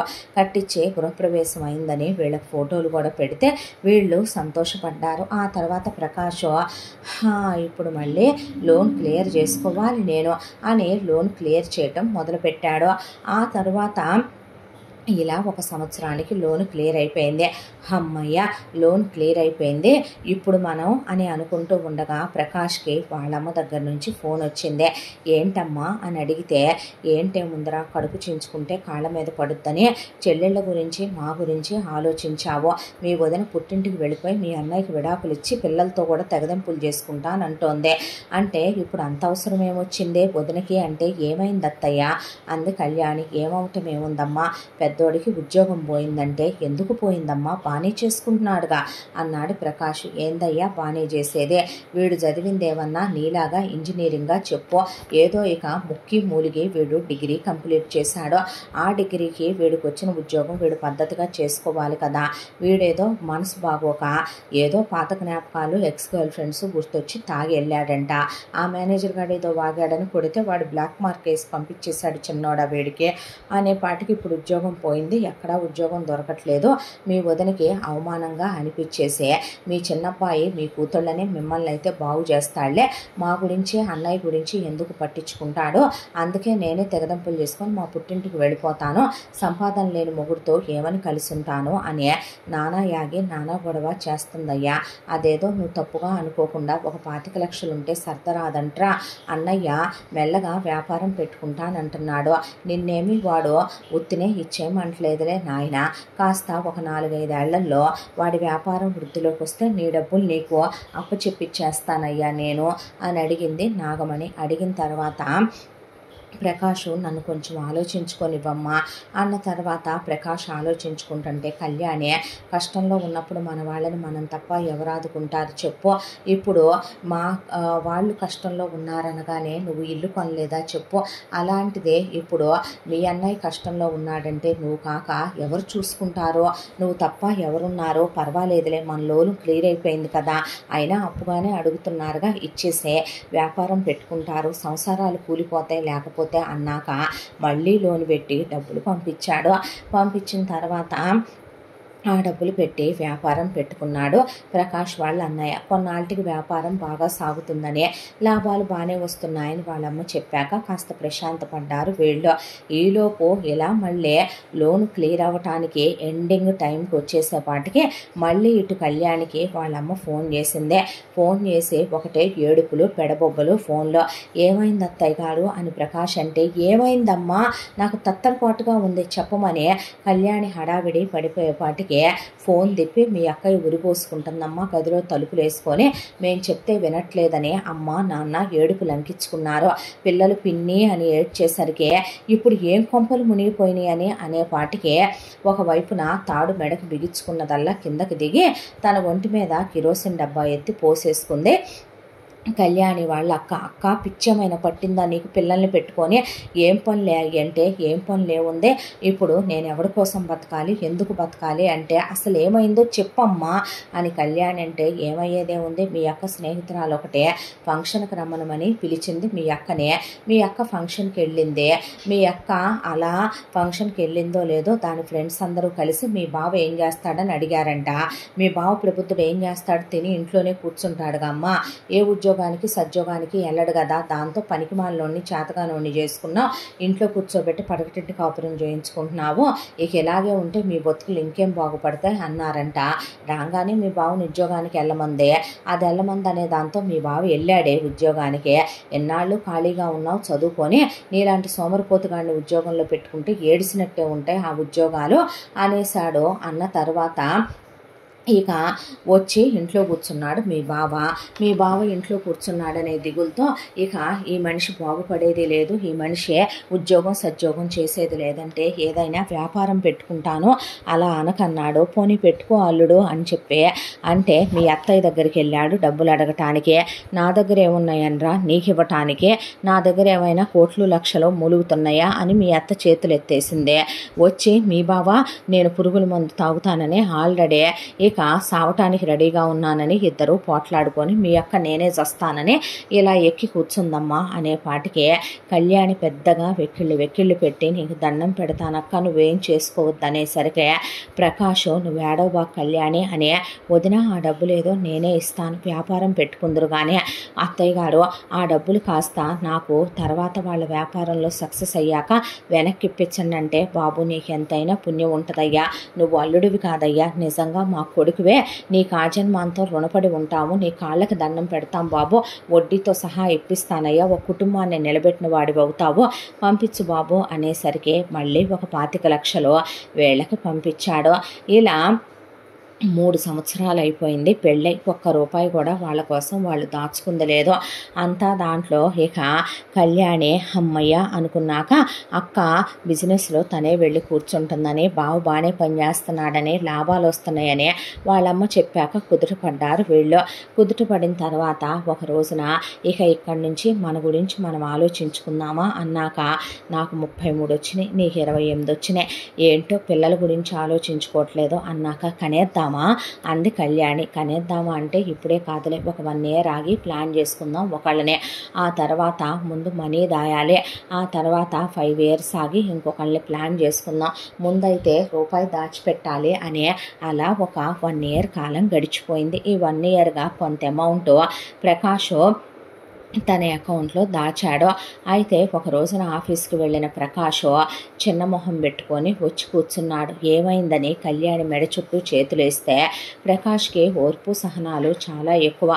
ఏముంది అవటానికి నన్ను జాబ్లో నుంచి తీసేశారు అనేసరికి అదేంటి చెప్పా పెట్టకుండా అనేసరికి చాలామంది ఉద్యోగాలు పోతాయి విదేశాల్లో ఉద్యోగాలు ఎవరి శాశ్వతం కాదో ఇవి తుమ్మితే ఊడిపోయే బ్రతుకులు ఏదో తప్పక అక్కడ మనం మిడిల్ క్లాస్ బ్రతుకులు బ్రతకలేక అక్కడ చేసే చాకిరేదో ఇక్కడే చేస్తే 4 రూపాయలు వస్తాయి కదా అనే ఆశతో ఇక్కడ దాకా వస్తారు. మన ఇండియా నుంచి అమ్మాయిలు అబ్బాయిలు వాళ్ళు పీకేస్తే వెళ్ళటం తప్ప ఇప్పుడు మనకు ఇంకొక ఆప్షన్ లేదు. ఎలా బ్రతకాలో అర్థం కావట్లేదు కళ్యాణి అన్న తర్వాత ఎందుకు బాధపడతావు ప్రకాష్ మనకేం లేదని మనకేం తక్కువనే ముందు చూపుతో నువ్వు నేను బాగానే జాగ్రత్త పడ్డాములే. ఇప్పుడు మీ అమ్మా నాన్నలకి నువ్వు ఒక ఇల్లు కొన్నావు అది మందేనా మా అమ్మా నాన్నలకు ఒక ఇల్లు కొన్నాము అది మందేనా మనం పెట్టుబడి కరెక్ట్గానే పెట్టి 2 ఇళ్ళు ఉన్నాయి ఇప్పుడు మనకే. ఆ తర్వాత ఒకవైపున మా అక్క బావకి 25 లక్షలు ఇచ్చామా మీ అన్నయ్యకి వదినకి 25 లక్షలు ఇచ్చామా అత్తయ్య గారు వాళ్ళ పేరు మీద 50 లక్షలు ఉన్నాయా నా బంగారం నా పేరు మీదే ఉందా అక్కడికి వెళ్ళిన తర్వాత నువ్వు జాబ్ చేసుకోవచ్చు బిజినెస్ పెట్టొచ్చు మనోళ్ళు డబ్బులు వెనక్కి ఇచ్చేస్తారు మన సొంత ఇళ్ళే మనకున్నాయి మనకేమి లేదనే మనకి 2 కుటుంబాలు ఉన్నాయి సపోర్ట్ చేయటానికి మన గుండెల్లో పెట్టుకొని చూసుకుంటారు అవునా కాదా అంటే అవును అమ్మ నాన్న చెల్లెళ్ళు అన్నయ్య నేనంటే ప్రాణం పెడతారు అన్నాడు ప్రకాష్. మరి మా అమ్మ నాన్న మా అక్క బావ అసలు నేనంటే చెవి కోసేసుకుంటారో నా కోసం ప్రాణాలైనా వదిలేస్తారు తెలుసా. ఏం కంగారు పడద్దో వెళ్ళిపోదాంలే దిక్కుమాలిన ఊరు కాని ఊరు దేశం కాని దేశం ఏదో ఒక రోజుకి వెళ్ళాలనుకున్నావో అదేదో ఈ రోజే అయ్యిందే ఎప్పుడు వెళ్ళాలి అన్నాక వెళ్దాం ఒక 15 రోజుల్లో అనే వీళ్ళు ఇక తట్టా బుట్టా సర్దుకొని పర్మనెంట్గా ఇండియాకి అని చెప్పి బయలుదేరి ముందు రావటమే ప్రకాష్ వాళ్ళ ఇంటికి వచ్చారా రండి ఏం తెచ్చారా అంటే ఏముంది తేవటానికి పాత కొడుకు కొత్త కోడలు అన్నాక నీ పెళ్ళాం కొత్త కోడలు ఎలా అవుద్దిరా పెళ్ళై ఇన్నేళ్ళు అయిన తర్వాత అన్న తర్వాత సరిసర్లేమ్మా అని ఆ రోజుకి విశ్రాంతి తీసుకున్న తర్వాత నెక్స్ట్ డే అలా టిఫిన్లు చేసి కూర్చున్న తర్వాత ఏరా ఎన్ని రోజులు ఉంటాం అని అడిగింది ప్రకాష్ వాళ్ళమ్మ. ఇక ఇక్కడేనమ్మా ఉండేదే ఇక్కడుంటవేంట్రా జోకులేస్తున్నావా అంటే జోకులు కాదత్తయ్య ఆయన జాబ్ పోయిందిగా అంది కళ్యాణి. అనేసరికి జాబ్ పోవటం ఏమిట్రా నిజంగా పోయిందా అని అడిగితే అవునమ్మా రెసిషన్లో తీసేశారు ఉద్యోగం అని చెప్పాడు. చెప్పిన తర్వాత మరి అక్కడే ఇంకోటి ఎత్తుక్కోకుండా వెనక్కి ఎందుకు వచ్చావు అని ప్రకాష్ వాళ్ళ అన్న వదిన అడిగితే అప్పుడే ప్రకాష్ వాళ్ళ చెల్లెళ్ళు కూడా వచ్చి నువ్వేదో గిఫ్ట్లు తెచ్చావని మేము వస్తే ఉద్యోగాలు పోయినాయి అని చెప్తున్నావేంట్రా అన్న తర్వాత నిజంగానే పోయిందమ్మా అయినా నాకేమి లేదని నేను భయపడటానికి ఈ ఇల్లు నాదే కదమ్మా నా డబ్బులతోనేగా కొనుక్కున్నాను ఇల్లుందే నాకు సో బెంగలేదు. ఆ తర్వాత నీ పేరు మీద నేను 50 లక్షలు వేసే ఉంచానుగమ్మా, నువ్వు వెళ్ళి పాస్ పుస్తకం తీసుకురాపో, ఆ డబ్బులు డ్రా చేసి తీసుకెళ్ళి నేను బిజినెస్ పెట్టుకుంటాను అన్న తర్వాత ఏ డబ్బులు ఏ డబ్బులు ఏంటమ్మా, నేను నీకు ఇచ్చిన డబ్బులు నేను ఇవ్వనురా అన్న తర్వాత ఎందుకు ఇవ్వవమ్మా, ఎందుకు ఇవ్వాలిరా, ఎందుకు ఇవ్వాలి, రేపొద్దున మేమే మంచానో కంచానో పడితే మమ్మల్ని ఎవడు చూస్తాడో, నువ్వు చూస్తావా, నీ పెళ్ళాన్ని చూసుద్దా, అలా మాట్లాడతారేంటత్తయ్య, చెప్పు తీసుకొని కొడతాను పోరం బోకలు దానా, దరిద్రపు మొహం దానా, నిన్ను చేసుకున్నాకే దరిద్రం పట్టింది వాడికి, రూపాయి కానీ కట్నం తెచ్చింది లేదు కానీ అడుక్కు తినే మొహం వేసుకొని మళ్ళీ మాట్లాడావంటే చెప్పుతో కొడతా, మూసుకొని కూర్చోవే నువ్వు అక్కడ అనేపాటికి కళ్యాణి అదిరిపోతే, అమ్మా తన భార్య నోరు ముయ్యరా, చాతగాని వెధవ, చాతగాని సన్నాసి, దీన్ని తీసుకొని వెళ్ళి 30 ఏళ్ళు పెళ్లి పేరంటం లేకుండా ఉన్నావుగా, కులుకుతూ కూర్చున్నట్టున్నావు, నేనన్నా కట్నం తెచ్చే పిల్లని చేసుకో, ఇంజనీరింగ్ చదువుకున్న అమ్మాయిని చేసుకో, అదైతే అక్కడికి వెళ్ళాక ఎంఎస్ చేయించి తొక్కేస్తే నీ ఉద్యోగం పోయినా దానికి ఒక ఉద్యోగం ఏడ్సేదే, మా గురించి మంచి చెడు చూసుండేవాడివే, అసలు నిన్ను ఇండియాకి ఎవడు రమ్మనమన్నాడో, అదేంటమ్మా నా డబ్బులు పెట్టి నేను కొనిపెట్టిన ఇల్లే కదవే, నా ఇల్లన్నా నాకు పెట్టమ్మా, ఎందుకు పెడతాను నీకు ఇల్లు పెట్టి మమ్మల్ని రోడ్డు మీద ఉండమంటావా, అన్నయ్య వదిన్ని పిల్లల్ని తీసుకొని ఎక్కడికి వెళ్ళమంటావు, చెల్లి వాళ్ళు మొగుళ్ళతో వస్తే రోడ్డు మీద ఉండవా నానా నేను, అదేంటమ్మా అంటే, అవునరా నిన్ను కన్నది ఎందుకు మరే, నిన్ను పెంచింది ఎందుకు మరే, నువ్వు చదువుకుంటుంటే నువ్వు చదువుకో అని నిన్ను ఎందుకు ఎంకరేజ్ చేశాం మరే, స్కాలర్షిప్లైనా మేము కనకుండానే, నేను నిన్ను మోయకుండానే, నెప్పులు పడి భూమి మీదకి తేకుండానే నీకు వస్తున్నాయా ఏంట్రా, అవి రాకుండానే నువ్వు చదివావా ఏంటి, చదివిన తర్వాత వెళ్ళావు, అవకాశం కలిసి వచ్చినందుకు ఉద్యోగం వచ్చిందే, మరి నీ తోడబుట్టిన వాళ్ళని నువ్వు కాక ఎవడు బాగు చేస్తాడు, నిన్ను కన్న అమ్మా నాన్నలు నువ్వు కాక ఎవడు బాగు చేస్తాడో, దేశం మీద మేము ఒక్కళ్ళమే ఇలాగున్నామా ఏంటి, ప్రపంచం మొత్తం అలా అనుకుంటే అలాగే ఉన్నారు, మరి కన్నవాళ్ళ గురించి తోడబుట్టిన వాళ్ళ గురించి ఎవడు పట్టించుకుంటాడు, అయినా నువ్వేమిచ్చావురా, ముష్టి మా పేరు మీద బ్యాంకులో 4 డబ్బులు, నువ్వు చేయించిన ముష్టి బంగారము, ఇక అది కాక ఇచ్చింది ఈ కొంప, ఆ కారు, ఏంటంట నువ్విచ్చింది, చెల్లెళ్ళకి పెళ్లి చేసి పంపించడం అన్నగా నీ బాధ్యత, తల్లిదండ్రులను చూడటం నీ బాధ్యత, అయినా మాకిచ్చిన డబ్బులు మళ్ళీ అడుగుతావేంట్రా సిగ్గుశరం లేకుండా, అసలు నువ్వు అమ్మ అబ్బకే పుట్టిన మాటలున్నాయా నీ దగ్గర, నీతి జాతి లేని వెధవా అని అడిగింది ప్రకాష్ని వనజ. దాంతో ప్రకాష్ నిక్కపొడుచుకుపోయాక కళ్యాణి లేచొచ్చే, అక్క మీకు ఆయన వ్యాపారం పెట్టుకోమనే 25 లక్షలు ఇచ్చారు కదక్క అంటే, ఏ 25 లక్షలు ఇచ్చినట్టు నోటు చెక్కు ఏమైనా ఉందా అనే పాటికి, ఏం వాగుతుందిరా నీ పెళ్ళాం పిచ్చి పిచ్చిగా అంటే, మర్యాదగా మాట్లాడు, వదినని మర్చిపోయి పిచ్చి పిచ్చిగా వాగావంటే పళ్ళు రాలిపోతాయి అనే పాటికి, నా డబ్బులు తీసుకునేటప్పుడు సిగ్గులేదారా నీకు అనేసరికి, ఏంట్రా నువ్వు నాకిచ్చేదే, కక్కిన కూటికి కక్కుర్తి పడే సిగ్గులేని ఎదవ, సిగ్గు శరం లేని ఎదవ, ఎంత బాగా పెళ్ళాన్ని తీసుకొని ఉద్యోగాలు ఊడగొట్టుకొని ఇక్కడ పడి తినటానికి వచ్చారా, మా మీద పడి దోచుకు తినటానికి అనేసరికి హతాశుడైపోయాడు ప్రకాష్. మాట పెరిగిపోయి ఒకవైపున కాలర్లు పట్టుకొని ప్రకాష్ వాళ్ళ అన్నయ్య కొట్టుకుంటుంటే, ఇటు కళ్యాణి ప్రకాష్ని లాగేస్తే అటు ప్రకాష్ వాళ్ళ అన్నయ్య వైపు వాళ్ళ అమ్మ నాన్న వదిన, ఒకవైపున చెల్లెళ్ళిద్దరూ అంతమంది నిలబడేసరికి అన్నయ్య మీద చెయ్యేసినట్టున్నా, నువ్వు ఇంకా ఇక్కడ ఇంకొక గంట సేపు నిలబడ్డట్టున్నా, నీ మీద వెళ్ళి పోలీస్ స్టేషన్లో కేసు పెట్టి నిన్ను నీ పెళ్ళాన్ని జైల్లోకి తోయిస్తాం, మా మీద దౌర్జన్యం చేసి మమ్మల్ని కొడుతున్నావు తిడుతున్నావు, మా మీద పెత్తనాలు చేసనే, సిగ్గు శరం ఉన్నోడివైతే నడవరా కుక్క బయటకనే ఆ పాట కాలర్ పట్టుకొని ప్రకాష్ని జుట్టు పట్టుకొని కళ్యాణ్ని బయటకు విసిరేసి లగేజీ తెచ్చి వీళ్ళ మొహం మీద కొట్టారు. దాంతో రక్తం చుక్క లేదు ప్రకాష్ మొహం మీద. కళ్యాణి బిక్కచచ్చి పోయిందే.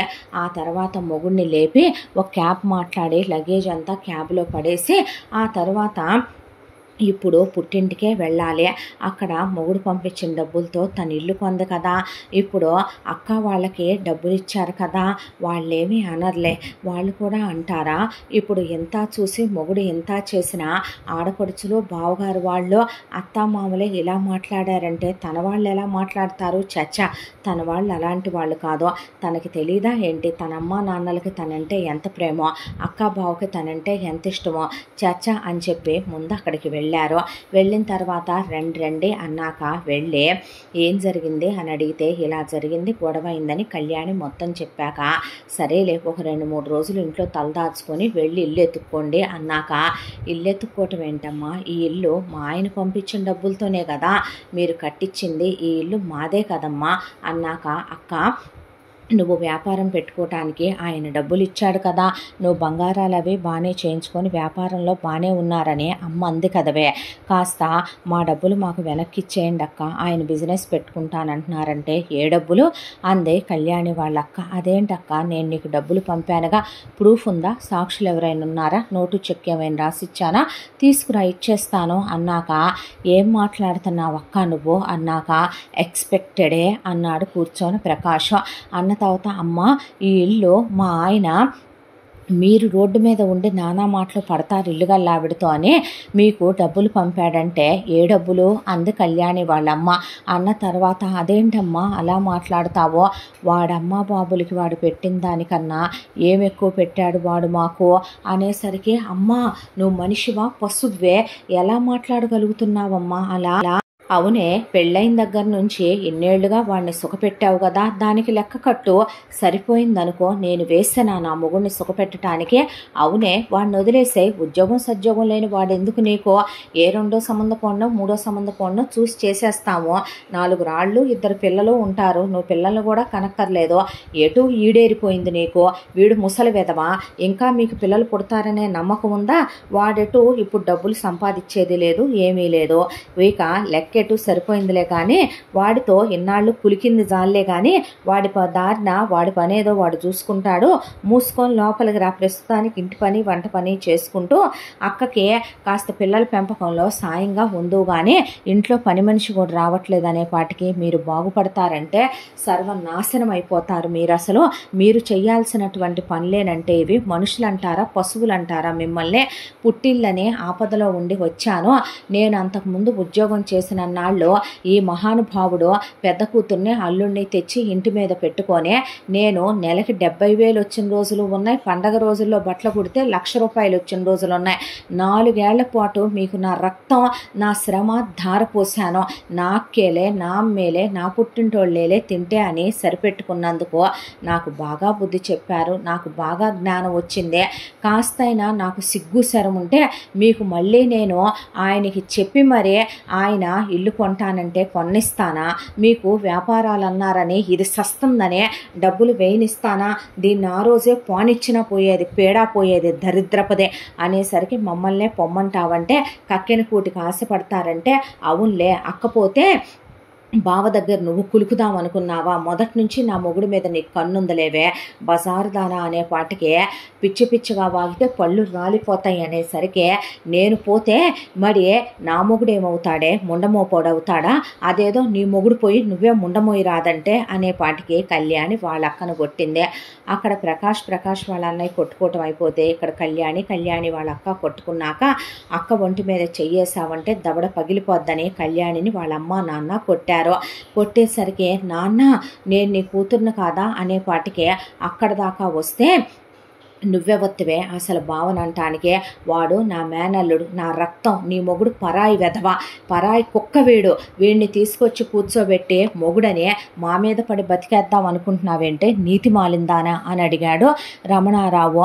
ఆ తర్వాత నాగమణి అలాగడుగయ్యా సిగ్గు శరం లేనిదానా, నా పెద్ద కూతుర్ని కొడతావా, మరి నీ పెద్ద కూతుర్ని ఎలా ఇంట్లో పెట్టుకున్నావమ్మా, అవునే అది నా తొలిచూలి బిడ్డ, నన్ను మొదటిసారి అమ్మా అని పిలిచింది, ఇష్టంతో కన్నా, నిన్ను నేను కొడుకు పుడతాడనుకుంటే దరిద్రం కొద్దీ పుట్టావు నువ్వు, అక్కర్లేదనుకుంటే పుట్టావు నువ్వు, అవును పుట్టినందుకు మేము నిన్ను కన్నాం పెంచాం పెద్ద చేసాం చదివిచ్చాం, మేము చదివికుండానే నువ్వు ఉద్యోగం చేసావా, నేను నేర్పకుండానే నువ్వు మిషన్ కుట్టావా, నేను పర్మిషన్ ఇవ్వకుండానే నువ్వు ట్యూషన్లు చెప్పావా, మరి ఇంటి మీద పడి దిగదింటానికే నీకు కులం పేరిచ్చింది మేము, ఇంటి పేరిచ్చింది మేము, గోత్రం ఇచ్చింది మేము, ఎవరి కోసం కష్టపడ్డావే నీతి మాలిందానా, మర్యాదగా వాడిని వదిలేసి ఉంటావా ఇక్కడ పడుండు, లేదంటే నడవే బయటికి అనే పాటికి అయిపోయిందిగా, ఇంకా ఏమైనా మిగిలిందా అని ప్రకాష్ కళ్యాణిని తీసుకొని బయటకు వచ్చాడు. బయటకు వచ్చిన తర్వాత పొద్దున్నుంచి ఏమీ తెల్ల, రోడ్డు మీద ఎలా ఉంటారో, దాంతో ప్రకాష్ ముందు ఒక హోటల్ తీసుకొని లగేజ్ అంతా అక్కడ పడేసి ఆ హోటల్ రూమ్లో అలా కూర్చునేసరికి కళ్యాణి ప్రకాష్ని కౌగిలించుకొని పెద్దగా ఏడ్చింది. పెద్దగా ఏడ్చిన తర్వాత, ఎందుకే పిచ్చిదానా ఏడుస్తావో, పెళ్లి కాక ముందు వరకు నా వాళ్ళు, నా అమ్మ, నా నాన్న, నా అన్న, నా చెల్లెళ్ళు అనే దోచిపెట్టాను, అయిపోయింది. పెళ్ళైన తర్వాత నాకు భార్య వచ్చిందని, నా భార్య, నా పిల్లలు, నాకంటూ ఒక జీవితం కావాలి అని నేను ఆలోచించుంటే ఇవాళ నేను ముసలి వెధవలా మిగిలిపోయేవాడిని కాదు, నువ్వు గొడ్రాలుగా మిగిలిపోయి ఉండేదానివి కాదు. మనిషికి స్వార్థం కూడా ఉండాలి, సెల్ఫిష్నెస్ కూడా ఉండాలి, సెల్ఫ్ లవ్ కూడా ఉండాలి. అవి లేకపోతే బ్రతుకు నాలాగే తయారవుద్ది. నేను నిన్ను పెళ్లి చేసుకొని నీ గురించి నేనేం ఆలోచించానని అనేపాటికి నిన్ను నువ్వు తక్కువ చేసుకోవద్దు ప్రకాష్ అనే ఎడంకాలు చెప్పిప్పి చెప్పుతో కొట్టుకుంది కళ్యాణి. తన్ని పిచ్చి పట్టిందా అనే చెప్పు లాగేశాడు ప్రకాష్. లేదులే, నాకు నిజంగానే సిగ్గు శరం లేదు. ఆవిడ అడిగినట్టు నేను నిజంగా నికాల్స్గా నీతి జాతి ఉన్నదాన్ని కాదు. ఉండుంటే గనక పెళ్లికి ముందు నా కష్టం 4 ఏళ్ళు వాళ్ళకి ధారపోసాను. నీకు ఇలా హ్యాండ్ చైను, మెళ్ళో చైను కొందామనుకుంటే రూపాయి లేదని చెప్పారు.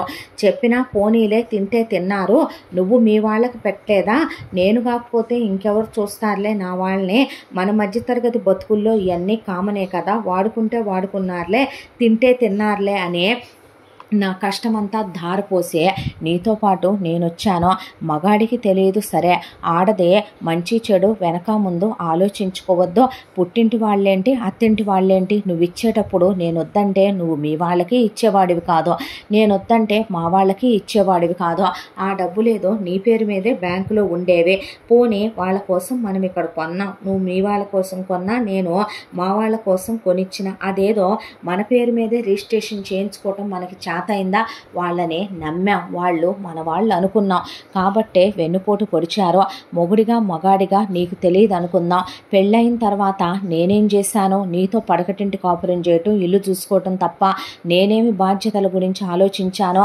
రేపు పిల్లలు పుడితే వాళ్ళ భవిష్యత్తు ఏంటనేది నేను ఆలోచించుకుంటే ఇవాళ గొడ్రాలు అనే వీళ్ళతో అనిపించుకునేదాన్నా నేను. నాకు మాత్రం 30 ఏళ్ల వయసు రావట్లేదా, సిగ్గు జ్ఞానం రావద్దా నాకు అనుకున్న తర్వాత ఇప్పుడు మాటలు అనవసరం, ఎటు వెనక్కి వెళ్ళలేము, ఇక్కడే నేను ఒక జాబ్ వెతుక్కుంటాను, ఇలా ఎన్ని రోజులు హోటల్లో ఉంటాం అని ప్రకాష్ ఇంటర్వ్యూలకు వెళ్ళాడు. వచ్చిన వాటిల్లో బెస్ట్, నెలకు ₹1,00,000 ఉద్యోగం వచ్చింది. ఆ తర్వాత ఒక 2 BHK ఫ్లాట్ తీసుకొని ఉన్న డబ్బుల్లోంచి కొంత పెట్టి సామాను కొందామంటే ఏ సామాను వద్దులే అని చెప్పి వాళ్ళకు అవసరం అనే దాంతో ఒక టీవీ, మంచం కూడా వద్దని ఒక బెడ్డింగు, ఆ తర్వాత వంట సామాను, ఇండక్షన్ కుక్ టాప్ ఒకటి వరకు, ఎలక్ట్రిక్ కుక్కర్ వరకు కొనుక్కున్నారు. ఆ తర్వాత ప్రకాష్ ఉద్యోగానికి వెళ్ళి రావటం మొదలుపెట్టాడు. కళ్యాణికి పిచ్చెక్కిపోయి వాళ్ళ అమ్మ వాళ్ళు అన్న మాటలు, చేసిన అవమానాలు, ఈ రోజుకి భర్త తన కోసం ఏమీ చేయలేకపోయాననే బాధపడుతున్నాడు. తనేం చేసింది అసలు మొగుడు కోసం? తను తింటాం, అమెరికా ఇంట్లో కూర్చోవటం, అంతకు మించి తనేం ఆలోచించిందే మొగుడు ఎప్పుడొస్తాడా అనే పడకటింట్లోకి రెడీగా ఉండటం, అంతే తప్ప రేపు పిల్లలు పుడితే వాళ్ళ గురించి ఏంటని ఆలోచించిందా అని పిచ్చెక్కిపోతూ టీవీ పెట్టుకొని బ్రెయిన్ పనిచేయక పేపర్లు చూస్తూ యూట్యూబ్లు చూస్తూ మనిషి పిచ్చిదైపోవటం మొదలై ఫైనల్గా ఒక ఆలోచనకు వచ్చింది. మొగుడిని ఒకరోజు నాకు 2 లక్షలు ఇవ్వగలవా నువ్వు? ఇస్తాను, కానీ దేనికిరా అన్నాడు. నేను మిషన్ కుట్టడం వచ్చు నాకు, ఇక్కడ నేనే ఒక చిన్న టైలరింగ్ షాప్ లాగా పెట్టుకుందాం అనుకుంటున్నాను, మన ఇంట్లోనే లేదంటే కుట్టుకోవటం మొదలు పెడతాను, నాకు పాత ఖాతాలు చాలా ఉన్నాయి, అంతకుముందు బట్టలు కుట్టేదాన్నే, ఆ ఆంటీ వాళ్ళ అక్క వాళ్ళందరూ నాకు బట్టలు ఇస్తారు అన్న తర్వాత సరే నీ ఇష్టం అన్నాడు. అని కానీ ఇప్పుడు ఎందుకు ఆ శ్రమంతా నీకు అంటే, లేదులే నా మాట కాదనుకు నువ్వు అన్న తర్వాత సరేనన్నాడు.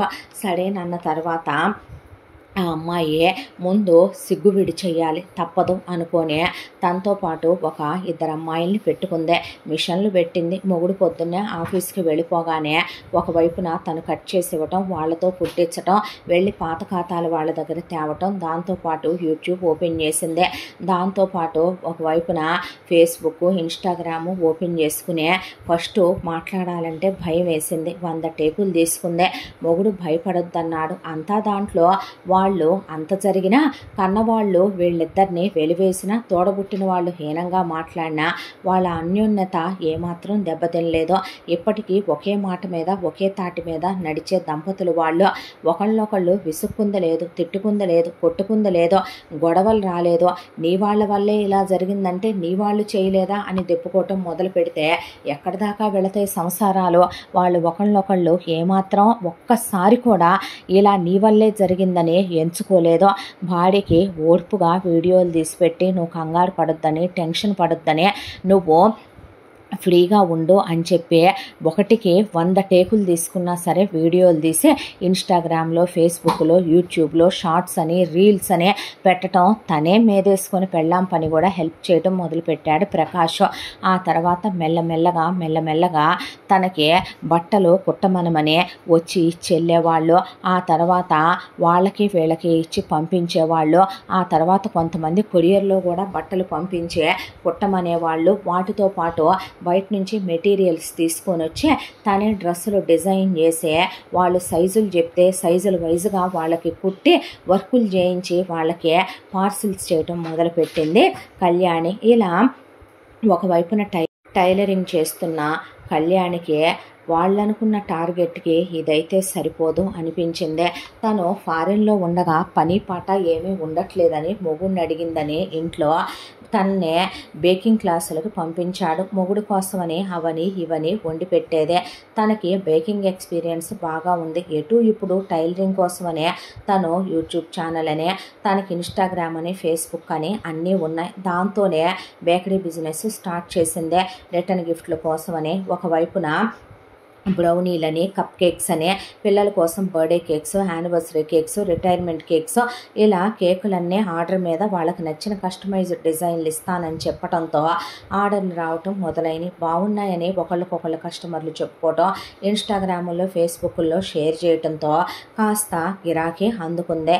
ఇలా ఒకవైపున భార్య కష్టపడుతోంది. తన ఆఫీస్కి వెళ్ళొచ్చిన తర్వాత ఖాళీగానే ఉంటున్నాననే దాంతో ప్రకాష్ ట్యూషన్లు స్టార్ట్ చేసుకున్నాడు.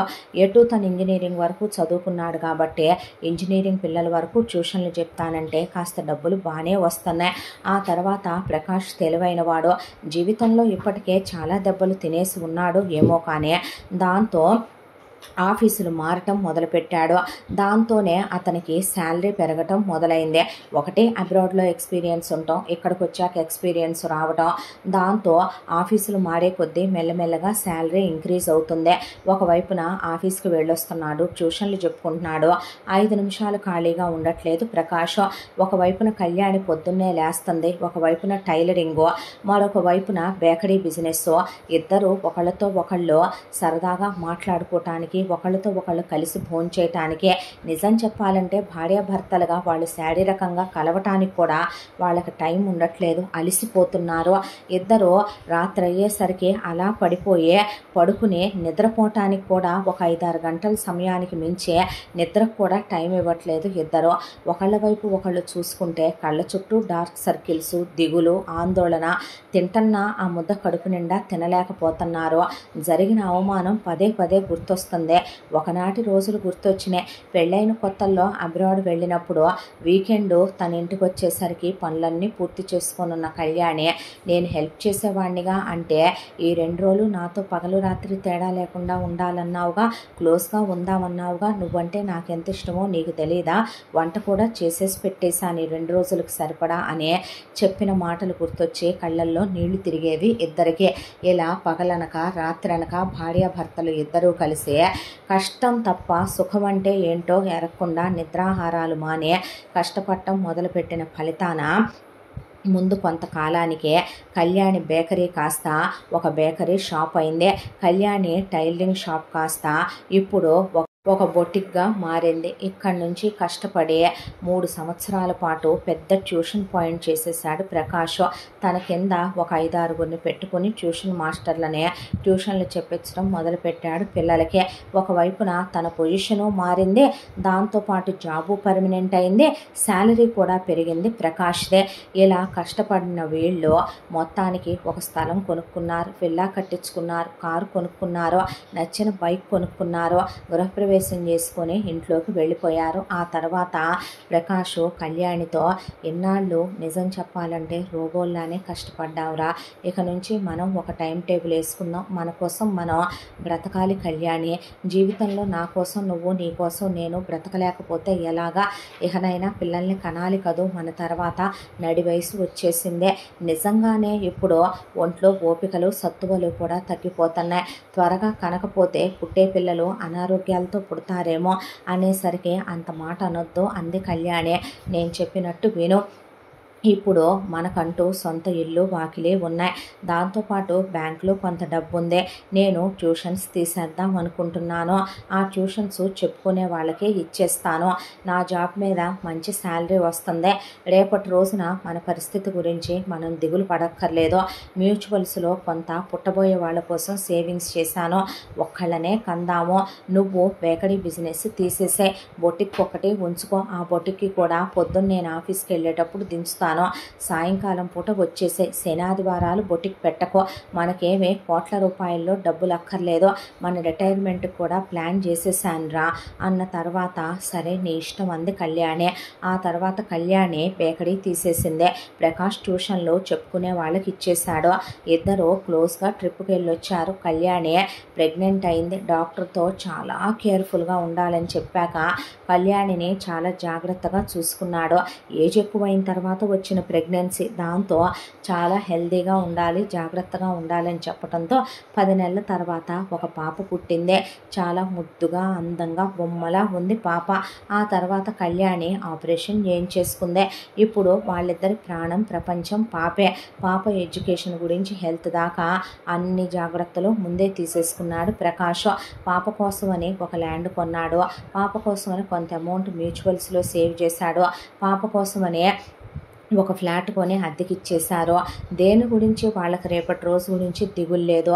కళ్యాణి పొద్దున్నే తను వెళుతూ పాపను కూడా బొటిక్కి తీసుకెళ్ళుద్ది, సాయంత్రం మొగుడు పెళ్ళం ఎర్లీగా వచ్చేస్తారు, ఇక వాళ్ళ ప్రపంచమే పాప, పాప ప్రపంచమే వాళ్ళు, నానమ్మ తాతయ్యలు అమ్మమ్మ తాతయ్యలు చుట్టాలనే వాళ్ళు ఉన్నారని వాళ్ళ నీడ కూడా పడకుండా పాపను పెంచుకుంటూ ఇలా హ్యాపీగా ఆనందంగా కాలం గడుపుతున్నారు భార్య భర్తలు. ఇక ఏమంట, ప్రకాష్ని అన్యాయం చేసి ఆ రోజున విర్రవీగిపోయిన మతంతో అహంకారంతో రెచ్చిపోయిందో నాగమణి, మళ్ళీ పెద్దల్లుడు సొంత బిజినెస్సే అయినా పనికి వెళ్ళటం మానేశాడు. ఎంతవరకు లాక్కొస్తుంది కళ్యాణి వాళ్ళ అక్క, దాంతో ఒకవైపున ఆ వ్యాపారం మూలన పడిపోయి మూసేసుకోవాల్సి వచ్చిందే. వచ్చి మొగుడు పెళ్ళాం ఇంట్లో కూర్చొనే ముందు చేయించుకున్న బంగారాలు దాచుకున్న డబ్బులన్నీ కరిగిపోవటం మొదలైందే. దాంతో ఇక ముందు 2 అంతస్తుల ఇల్లు కాబట్టి పై అంతస్తు ఇల్లు అమ్మేసుకున్నారు, ఆ డబ్బులు కరిగిపోయినాయి, తర్వాత అద్దెంట్లోకి మారే కిందంతస్తు అమ్మేసుకున్నారు, తింటము అయిపోయిందే. ఇప్పుడు చేసేదేమీ లేదు, ఆప్షన్ లేదు, మేనల్లుడు పనికి వెళ్ళడు, ఉద్యోగానికి వెళ్ళడు, వెళ్ళమని వీళ్ళందరూ, పెద్ద కూతురు ఇప్పుడు మిషన్ కుట్టదు, ఇప్పుడు ఉద్యోగానికి వెళ్ళదు, పెద్ద కూతురు వీళ్ళకి గారాబం, దాంతో పెద్ద కూతుర్ని అల్లుడిని వీళ్ళే పోషించాలి, పెద్ద కూతురు పిల్లలు పెద్దోళ్ళు అయిపోయారు, వాళ్ళ చదువులకి ఫీజులకి ఏం చేయాలనే దాంతో ఎవరికి తప్పినా తమకు తప్పదు కాబట్టి ఈ వయసులో నిజంగా విశ్రాంతి తీసుకొని సుఖపడాల్సిన టైము ఎవరైనా పెద్దోళ్ళు. అలాంటిది నాగమణి 2 ఏళ్లలో వంట మనిషిగా కుదిరే వంటకు వెళ్ళొచ్చే ఆ డబ్బులతో ఒకవైపున పిల్లలకి ఫీజు కట్టడం, అక్కడ అడుక్కొచ్చిన అన్నం కూరలతో ఒక పూట గడిపేసుకుంటూ రావటం, రమణారావు మళ్ళీ ఎక్కడ మొదలు పెడితే అక్కడికే వచ్చి ఆగుతావు నువ్వు అన్నట్టుగా మళ్ళీ అదే పాత ఉద్యోగానికి వెళుతూ ఇక ఎవరో చెప్పేదానికి బదులు ఇప్పుడు చిన్న కూతురు వదిలేసి వెళ్ళిన మిషను నాగమణి సాయంకాలం పూట పుడుతూ రమణారావే 4 పిల్లల్ని పోగు చేసుకొని వాళ్ళకి కనీసం ఓ 10 మందికి ట్యూషన్ చెప్పినా 10,000 వస్తాయనే దాంతో ట్యూషన్లు చెప్పుకుంటూ వీళ్ళు కుక్కల కన్నా హీనమైన బ్రతుకు, తెగిన గాలిపటాల్లా ఎంగిల విస్తరాకుల్లా బతుకుతున్నారు వీళ్ళు. ఇక మరొక వైపున ప్రకాష్ వాళ్ళ అమ్మా నాన్న ప్రకాష్కి ద్రోహం తలపెట్టే ప్రకాష్ని మోసం చేసిన పాపమో ఏమో కానీ మెల్లగా ప్రకాష్ చెల్లెళ్ళు ప్రకాష్ వాళ్ళ అమ్మ వనజ దగ్గర దూరి వనజ పేరు మీద ప్రకాష్ వేసినటువంటి డబ్బులు చెరో 25 లక్షలు పంచుకొని వనజ దగ్గర ఉన్న బంగారం అంతా మెత్తగా కబుర్లు చెప్పి దోచుకొని తీసుకెళ్ళిపోయి ఆ డబ్బులు బంగారం అత్తగారు వాళ్ళ చేతుల్లో పోసి ఆ డబ్బులు వడ్డీలకి తిప్పమని ఆ బంగారం లాకర్లో పెట్టమని అత్తారు వాళ్ళకి అప్పచెప్పారు. ఆ తర్వాత ఇక మొత్తం మీ అమ్మ కూతుళ్ళకే దోచిపెడుతుందని ప్రకాష్ వాళ్ళ వదిన చెప్పేసరికి ప్రకాష్ వాళ్ళ అన్నయ్య చెప్పా పెట్టకుండా ఏదో దొంగ డాక్యుమెంట్లు పుట్టించి తీసుకొచ్చి తన వ్యాపారంలో అమ్మా నాన్నల వాటాదారులను చేస్తున్న అబద్ధాలు చెప్పి ఆ ఇల్లు కాస్త తన పేరు మీద రాయించేసుకున్నాడు. కొడుకు ఇల్లు రాయించేసుకున్నాడని అమ్మా నాన్నలు ఎదురు తిరిగేసరికి వీళ్ళిద్దరిని ఒకళ్ళ మీద ఒకళ్ళని పడేసి కొడుకు కోడలు తుక్కు కింద కొట్టి ఇంట్లో నుంచి గెంటేశారు. నాకు నా కూతుళ్ళు లేరనుకుంటున్నారా ఏంటే అని కూతుళ్ళ దగ్గరికి వెళితే సిగ్గు సరం ఉండాలి మా మీదకి వచ్చి పడటానికి.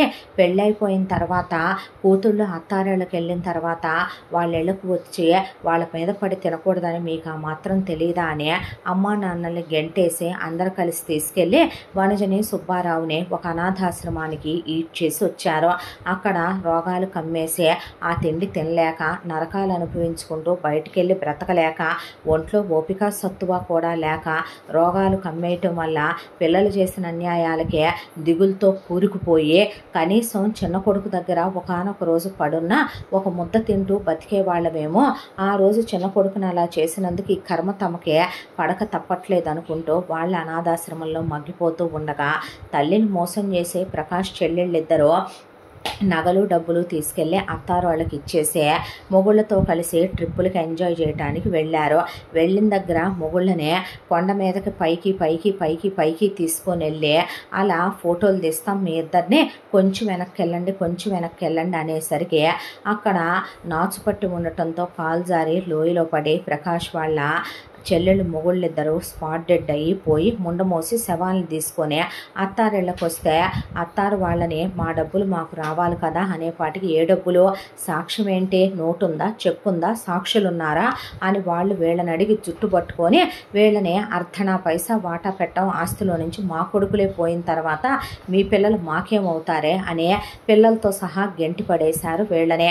దాంతో ప్రకాష్ వాళ్ళ అన్నయ్య దగ్గరికి అన్నయ్య అని వస్తే మా మీద పడి తినటానికి నా ఇంటికి రావటం ఏంటని ప్రకాష్ వాళ్ళ అన్నయ్య వదిన కలిసే ప్రకాష్ చెల్లెళ్ళిద్దరిని గెంటి పడేసేసరికి చెరొకిద్దరు పిల్లల్ని పెట్టుకొని ఏ వదిన్ని ఏ అన్నయ్యనైతే అవమానించారో ఇప్పుడు ఒక చిన్న గది అద్దెకి తీసుకుని ఆ గదిలో పిల్లల్ని పెట్టుకొని పిల్లల్ని స్కూల్కి పంపించుకుంటూ డిగ్రీలు చదువుకున్నారు కాబట్టి ఇక చెరుకు ఉద్యోగం ఎత్తుక్కొని ఉద్యోగానికి వెళ్ళొచ్చి ట్యూషన్లు చెప్పుకుంటూ ఏ వదినైతే హీనంగా చూసి కాలు దన్నారో ఇప్పుడు అదే మిషన్లు వీళ్ళు కుట్టుకుంటూ కష్టం తప్ప సుఖం అంటే ఏంటో తెలియకుండా నరకం తప్ప స్వర్గం అంటే ఎలా ఉంటుందనేది కనుచూపు మేరలో కనపడక పిల్లల భవిష్యత్తులు ఏంటా అనేది అర్థం కాక నరకం అనుభవిస్తూ బ్రతుకుతున్నారు. ఒకవైపున ప్రకాష్ చెల్లెళ్ళు ప్రకాష్ అన్నయ్య వదిన తెగ రెచ్చిపోయి కోట్లు సంపాదిద్దాం అనే దాంతో ప్రకాష్ వదిన తన పుట్టింటి వాళ్ళందరినీ తీసుకొచ్చే వ్యాపారంలో పెట్టింది. వ్యాపారంలో ఇంకా పెట్టుబడులు పెంచాలనేసరికి అత్తమామల్ని మోసం చేసి రాయించుకున్న ఇల్లు కూడా అమ్మి పెట్టుబడికి పెట్టేశారు.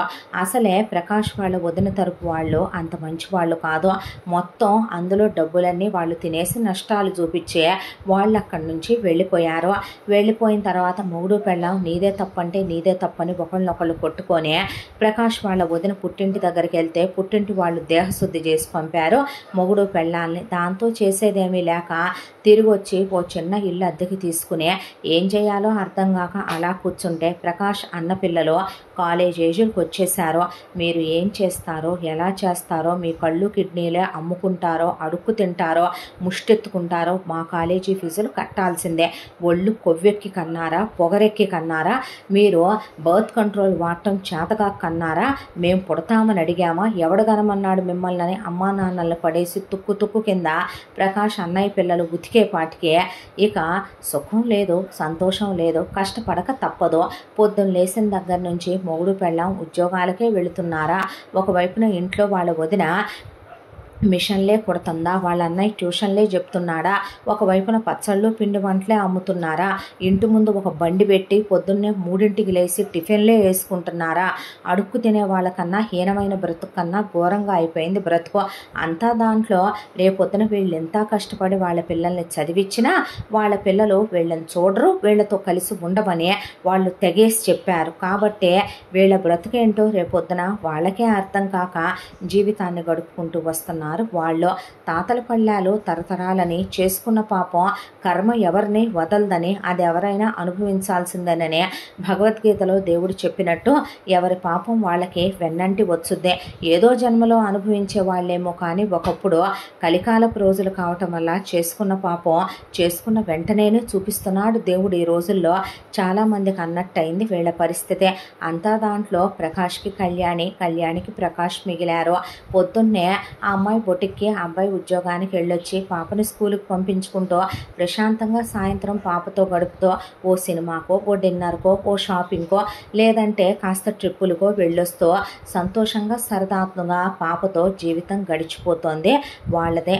మనవాళ్ళేలే అనే మనం హద్దులు మీరే, మన పడుదులు దాటిపోయే అంతా మనవాళ్లే, మన అక్కే, మన చెల్లె, మన అమ్మే, మన నాన్నే, మన తమ్ముడే, మనమ్మే అనుకొని మన గురించి మనం ఆలోచించుకోకుండా దోచిపెట్టుకుంటూ వెళ్తే మనం పెట్టినంతకాలం బెల్లం చుట్టూ ఏగల్లా, బావిలో నీళ్లుంటే చేరే కప్పల్లా ఎవరైనా వద్దు అనరో. తీరా వ్యవహారం అడ్డం తిరిగే రోజు ఒకటి వచ్చింది అన్నప్పుడు ఎవరి బుద్ధులైనా బయటపడతాయి. మనకి సుఖాల్లో అందరూ తోడుంటారు, వాళ్ళు నిజమైన బంధువులు ఎప్పటికీ కాదు. కష్టంలో మేము ఉన్నామని ఎవరు చేయందిస్తారో వాళ్ళే మన వాళ్ళు. అలా లేనప్పుడు ఆ బంధాలకి ఎలాంటి విలువ ఉండదు. మనం అనుకుంటే సరిపోదు, అంతా మన వాళ్ళే, అంతా మనదే అనే వాళ్ళు కూడా మన అనుకోవాలి.